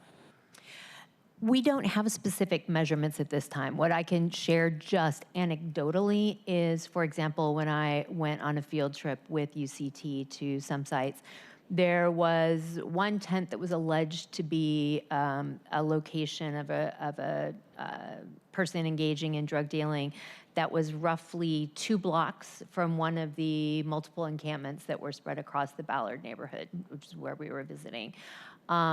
Some may be actually within the encampment itself, right? You might have one tent in the middle of encampment. There was another location where that appeared to be what was happening at that activity. At a third location that we visited, an RV was pointed out to me that was known, or at least there was information suggesting that the individuals that lived in that RV or resided in that RV, I will say, as a point of clarification, may not actually be living in that RV, but may be living in a home or an apartment close by and using that RV as a location for their site. Generally, I would say within walking distance of individuals that are not likely to walk very far from their encampment to be able to access illicit substances, for example. So don't have specific measurements and appreciate that that is something that has been discussed in amendments to the legislation. And it may be useful for us to have ongoing conversations about what the data can show us as we start to have more of these investigative operations completed. Thank you. And then my final question, and it's still sort of in the public safety realm, but maybe a different approach. You know, I know that some of the providers have partnered with other organizations who then help with making sure that the folks who are there are safe. So I know some of the providers have like a contract with We Deliver Care, for example, and that focuses on making sure that there's folks who are in the encampment who are served and they've got their access to treatment, they've got their access to case management, and then there's sort of a way to make sure that those folks are also safe coming and going. Is that also part of the current conversation as we're thinking about the approach to public safety? I know you've given us sort of the SPD component today, and I'm curious where that sort of collaborative or integrative model might fit into the approach. What I will say is that we've really appreciated that Council has engaged us in providing more information about the alternative response teams that city departments have.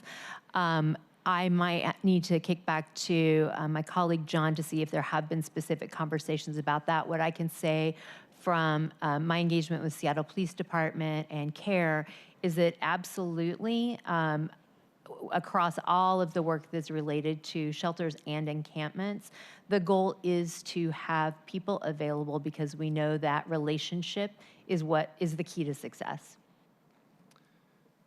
If I may add to that, to answer your question, Councilmember, yes, we've been in conversation with a few providers that do provide those types of de-escalation services. And one of the questions that we have asked, like we have brought together some providers to get feedback and input on this larger effort. And one of the questions we asked was, what works best? Like, does it make sense to have like a citywide team of folks that are trained in de-escalation that can kind of be like an added asset to what you need at a particular location that can be kind of like a mobile unit that travels around to different locations and provides those services there? Or alternatively, does it make sense to have that be in-house with that provider providing those services directly with the people that they have working within their existing organization? And a good example of that is like the DESC Star Center. Like those are DESC staff out in the front of the building trying to de-escalate situations in the street and address street disorder right in the vicinity, right? So that would be the other way to approach it. And the short answer to it is that we hear yes, and, right? Like both of those strategies can work. And I think it's going to depend on the provider. Thank you so much for that. And thank you, Chair. I'll just say really briefly as I conclude, I'm so proud to get to sponsor this legislation, and in part because I want to make sure that we are working to do this, and I've said this before, that we're doing it and we're doing it well, and making sure that what for me well means that it works for the folks that are in the community. And I think we want to give the level of attention and detail there, as well as this component around making sure that we are managing and collaborating with neighborhoods so that we can continue to scale up, because we so desperately need to. So I appreciate the candor and the responses to those questions, and I know that we'll get into those details more in the IDT. Thank you. Thank you, Councilmember Foster. Thank you, colleagues. We are running a little bit short on time. I'm hoping that we can go past 11:30.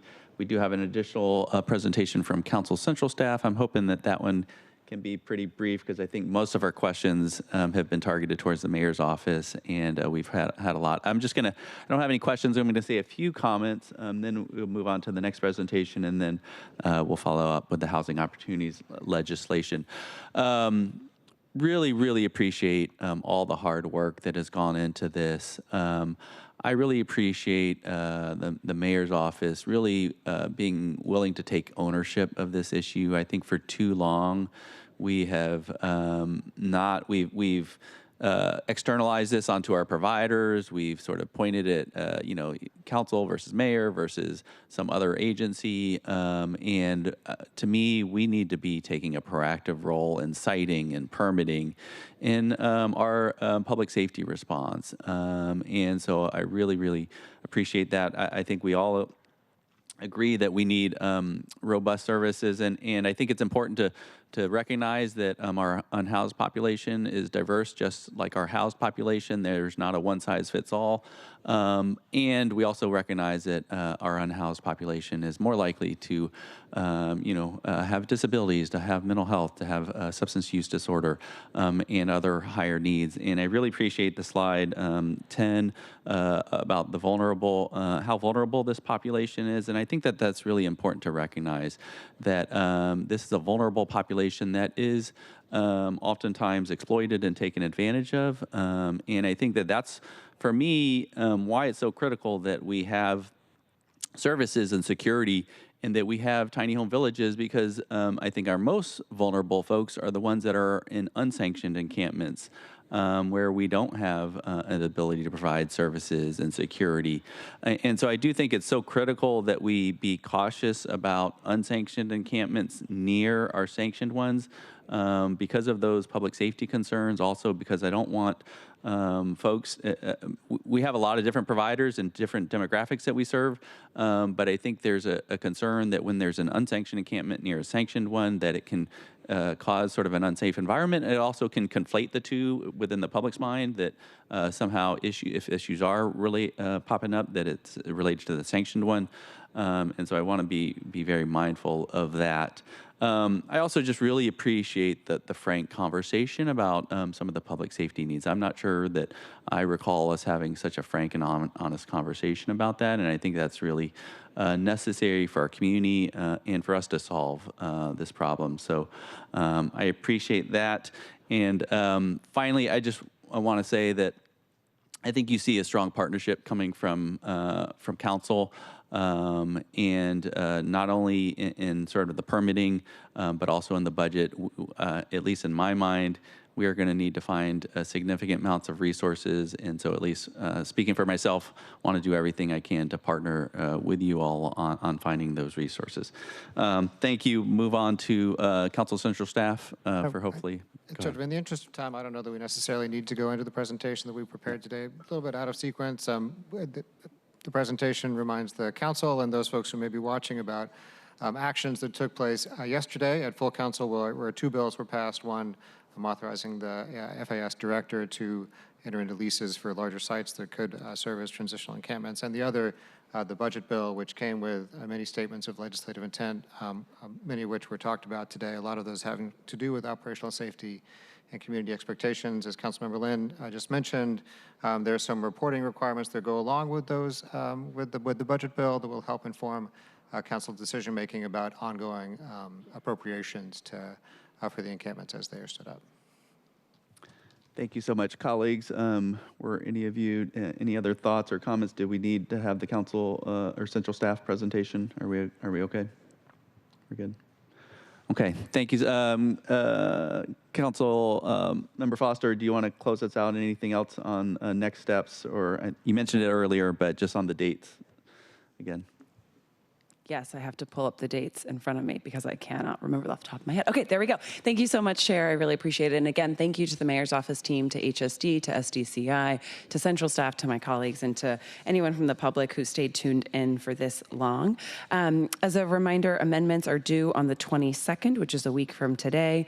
We will have those up for a discussion on the 29th and be voted out of committee on the 6th. And I'll just close by saying, again, I'm so proud to sponsor this legislation, and again, so grateful to see such intense early action coming from this mayor's office. I opened up saying, comments around it's right that we are treating this like the emergency that we are. So thank you for working hard to send this legislation down to us early, and thank you for your ongoing engagement as we have dug into the details of this over the last several weeks. Thank you, Councilmember Foster. All right, thank you. Let's see. Okay. Moving on, we will now move on to our second item of business. Will the clerk please read agenda item 2? Agenda item 2, Council Bill 121196, an ordinance relating to land use and zoning, rezoning certain land in the University District, the Fremont neighborhood, the Madison/Miller neighborhood, the Rainier Beach neighborhood, and the downtown neighborhood, rezoning land and amending development standards to increase housing supply, support multi-purpose redevelopment on certain sites with community-based uses, remove code barriers to passive house, modular, and mass timber construction into conversion from commercial space to housing in more zones, and incentivize community serving uses along with the construction of more housing in certain areas.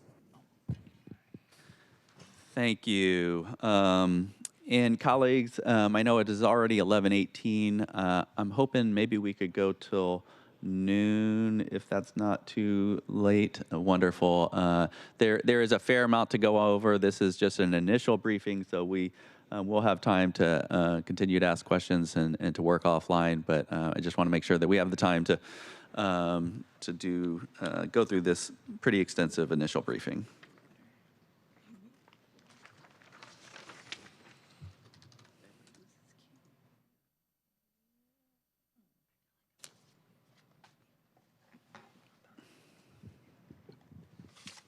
And whenever you're ready, please go ahead and introduce yourself. Good morning, council members. My name is Jeff Wentland. I'm the Land Use Policy and Strategic Initiatives Manager at the City's Office of Planning and Community Development. And thank you for taking the time to review the housing opportunities legislation proposal this morning. I will give a brief overview, and just want to note at the top that what you're going to see today is an expression of Mayor Wilson's values, and specifically one that she's communicated about providing affordable, abundant housing in thriving neighborhoods. So an all of the above type housing strategy is very important to this mayor, and a continuum of housing opportunities at every income level. So the purpose of this legislation is to make some focused changes to the city's land use code and zoning that can support near-term investment in additional housing supply. And these changes are focused on housing production on opportunity sites and in areas that are well-served or well-positioned for new housing development without causing displacement pressure. And these changes can be advanced now, even while we're working in parallel on more holistic changes to implement the new comp plan. And that last point also is consistent with one of the values that Mayor Wilson has expressed to our office around being an inclusive and accountable government. So if we can do something soon, make a supportive change for housing now, she wants us to move things fast, quickly. So this legislation has 7 components. It's a bundle of things. I'll give a quick overview of each of those. So the list here is, some of these are zoning changes on the map, others are changes to the land use code. So there's a rezone in the Fremont Stoneway area. There's a rezone in the downtown retail core area. There are a few rezones on community-owned sites, like YMCA sites, for example, and I'll talk about that. There's a code change that would remove barriers to passive house, modular, and mass timber construction, and this would implement direction from the state in House Bill 1183 early. This proposal would also increase height limits to encourage more housing in Belltown, where our planning has suggested that as a neighborhood that's ready for more housing. We would also remove code barriers to conversion from commercial to housing in more zones, and this package includes an incentive for a new grocery store in Lake City, should there be development there. So that's the list. I'm going to just give a quick overview of each of those items for you. So the first one here is the rezone in the Fremont Stoneway area. It's at the base of Stoneway, and it's centered around the campus-like environment where there is the Brooks Sports headquarters and the Evo company. And there are about 1,000 or so employees in a range of well-paying jobs, and folks in this area want to add housing near those employers. This would be very similar to the zones that are just north of this area along Stoneway, with a similar height limit and density to that. And we've discussed with partners at the port and other stakeholders, this area is not within the manufacturing industrial center. It's within the Fremont Urban Village, and there are no concerns there. Moving forward, the next proposal for a rezone is in the downtown retail core area. This is along Union Street near 4th Avenue. This extends a rezone that the council did in 2023, and it is a change from the downtown retail core zone that has a height limit of a maximum of 170 to the downtown mixed commercial zone that has a height limit maximum of 440 feet. It would do two things simultaneously. On redevelopment sites, like the site of a vacant former Chase Bank, it could allow a new tower-like housing development. So infill where there's appropriate. Simultaneously, it would incentivize conversion of historic age structures from commercial space to housing. So there are a couple of those types of buildings in this area. That works because the developer has more transfer of development rights that they can sell to help offset the cost of the conversion. So to do things at once. The next rezone is in the Rainier Beach area. This is very close to the Rainier Beach Light Rail Station. It would change the hatched area from the Seattle mixed Rainier Beach 55-foot height limit zone up to a 125-foot zone. The vacant part of that site that you see in the image is owned by Mount Baker Housing and is being looked at for an affordable housing development. This would allow that development to really maximize the number of housing units that could be in it. This is within walking distance of the light rail station, so it's a good location. The next opportunity site here is in the U District. This is on the site of the University Family YMCA and some adjacent properties. You're going to see a few sites like this. So last year, the council did something really cool, which was to encourage redevelopment of the Lake City Community Center site with housing above. So you can have a community center type facility with floors of housing above that. And we're looking at that in a few different places, including this one. So the YMCA is an aging facility. It may need to be upgraded or replaced soon. And they approached the city and said, hey, can we look at redevelopment of our site with a whole bunch of housing above? And this would encourage that. It would increase this zoning from a mid-rise type zone to a tower type zone at 240 feet of height, similar to other towers that have recently been built in the U District. The next rezone area is similar to the last one, but it's in the Madison Miller neighborhood.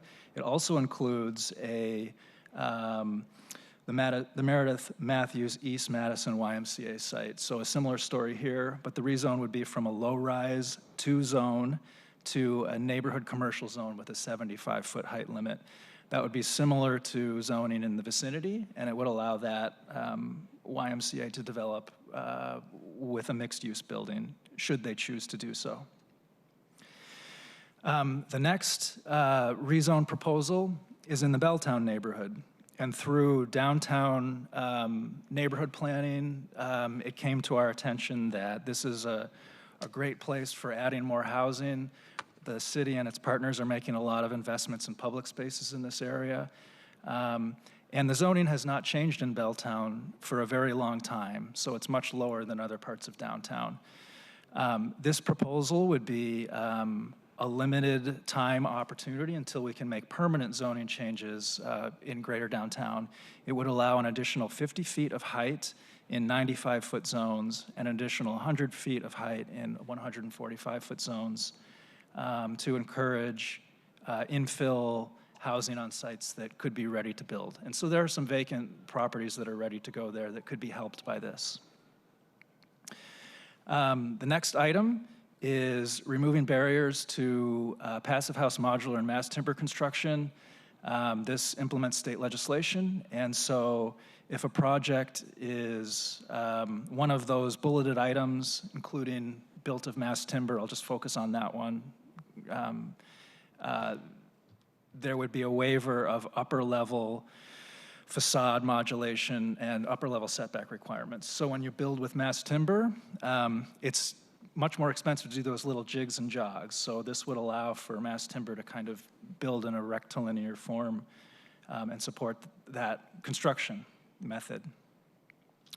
The next item focuses in Lake City, and this would be an incentive that on a very large site, like the former Fred Meyer site, if the new building includes any combination of grocery store, pharmacy, medical services, et cetera, it could have a height limit increase from 55 feet to 85 feet, and including at least 200 units would also be a prerequisite for that incentive.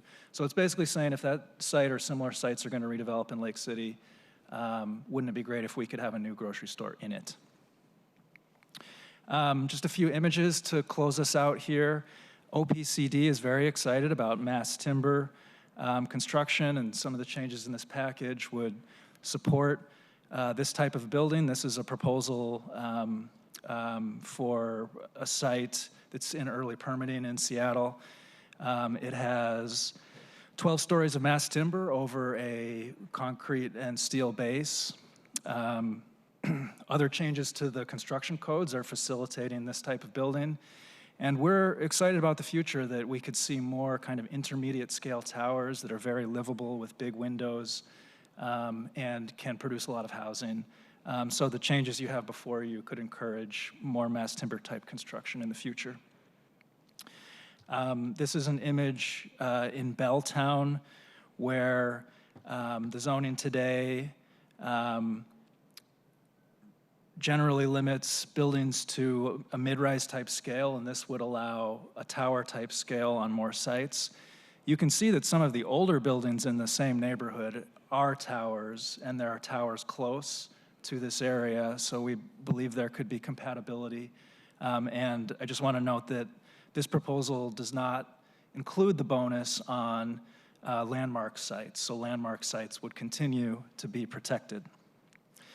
And then the last image, this is another exciting opportunity.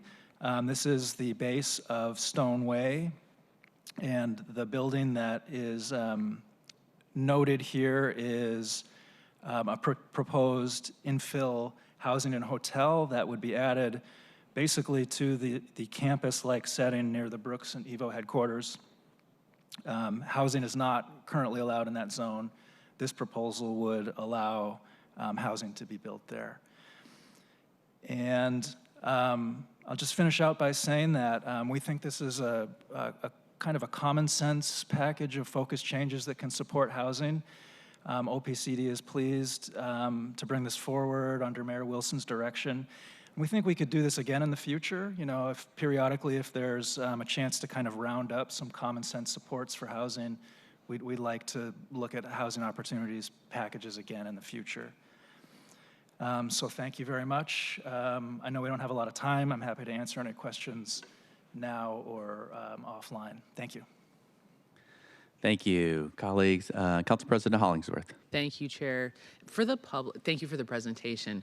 I had it and, you know, was really interested. And I think for the public, could you talk about and walk us through why those properties were selected, like how it was determined that those were the properties that were being selected to be changing with zoning? Yeah, thank you. Basically, these are opportunities that OPCD became aware of by people out in the public bringing them, you know, to us. So, you know, the name is telling here. We believe these are opportunities where, you know, property owners or builders or community partners, are, you know, came forward saying, hey, if the city made some changes, we could move a project forward in the relatively near term. So that's basically how we identified these, is from proposals coming from outside the city. Awesome, thank you. Thank you, Chair, that was it. Okay, thank you. And let's see, moving on to, I lost my screen here. Councilmember Foster. Thank you so much, Chair, and thank you for the fantastic presentation. We're really excited to hear from you. I wanted to turn just quickly to the Lake City grocery store incentivization. I know earlier this week there was a decision coming from the hearing examiner regarding a potential other grocery store that could have been cited in the community. It's my understanding, and mostly just, again, sort of asking to get it to public, this incentivization that's covered here sort of allows and provides additional bonuses if there's a grocery store that also provides housing, but it does not address what was the recent sort of decision that came through. Is that correct? That's correct. It's, yeah, unrelated to that issue. Thank you. Thank you, Chair. Thank you. Councilmember Rink. Thank you, Chair. Colleagues, we know the challenges in our economy have hit housing development particularly hard. We hear this not only anecdotally, but it's also showing up in our city's data. The steep drop-offs in permits, as reported from SDCI. We know from our union partners we have over 1,000 unemployed electricians who are ready to work. And we know we're in a housing shortage with a real need to have more affordable housing options across our entire city, so the folks who build this city and make it run can afford to live here. So I was very excited to have this bill come before us today. These targeted upzones and bonuses for environmentally friendly projects are exactly what we need to kickstart projects that we know are ready to get going. And so I just have a couple of questions for today, and I want to keep it brief. My first question is related to modular construction. This currently is written, it seems to be written in a way that could be interpreted pretty broadly. It says standardized components produced off-site, which are transported and assembled at a final location. So what guardrails are we thinking about right now to have in place to make sure that it's not applied to pretty much every construction project in the city, and we're really meeting our policy goals here? Thank you, Councilmember Rink, for the question. We're open to continuing to improve this legislation and adding whatever guardrails are necessary. So I just want to say that. But one thing that's helpful here is that the state of Washington has a program for modular construction where proposed modular buildings have to be certified by the Department of Labor and Industries, kind of inspected off-site. So like anything that's modular has to go through that. We think that would help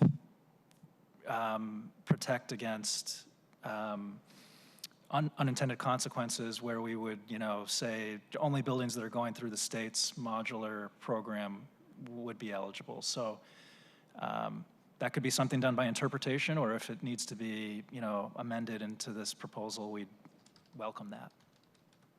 Understood. Thank you for that. We'd love to continue the conversation there. And on the passive house definition, it's my understanding we're currently linking our code to a definition provided by FIAS, or the Passive House Institute.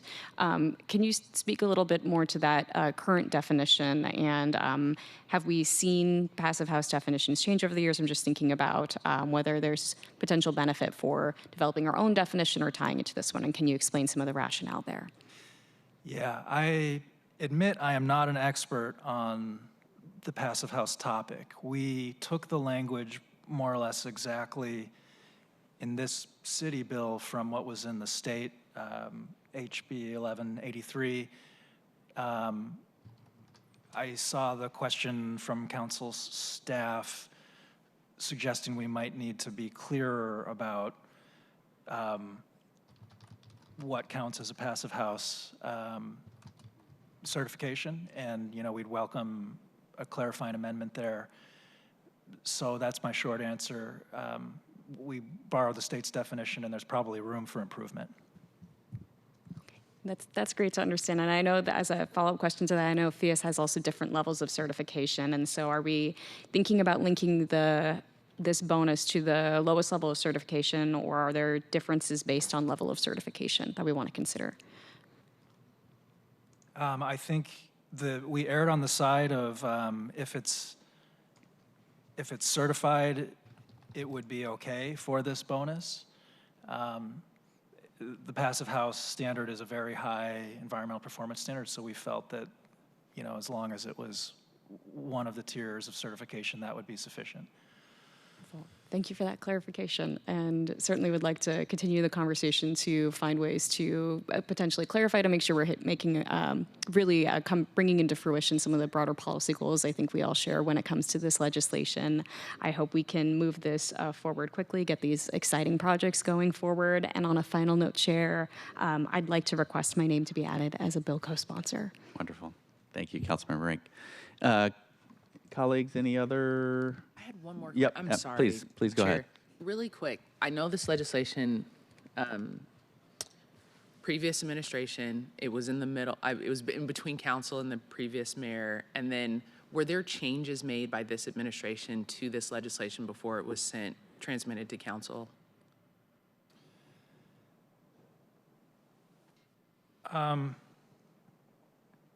I'm not aware of major changes. I think we were improving the code, drafting, but there weren't major substantive changes. We definitely discussed it extensively with new leadership, and understood. Yeah, they wanted to move it forward. Yeah. Awesome. All right. Awesome. Thank you so much.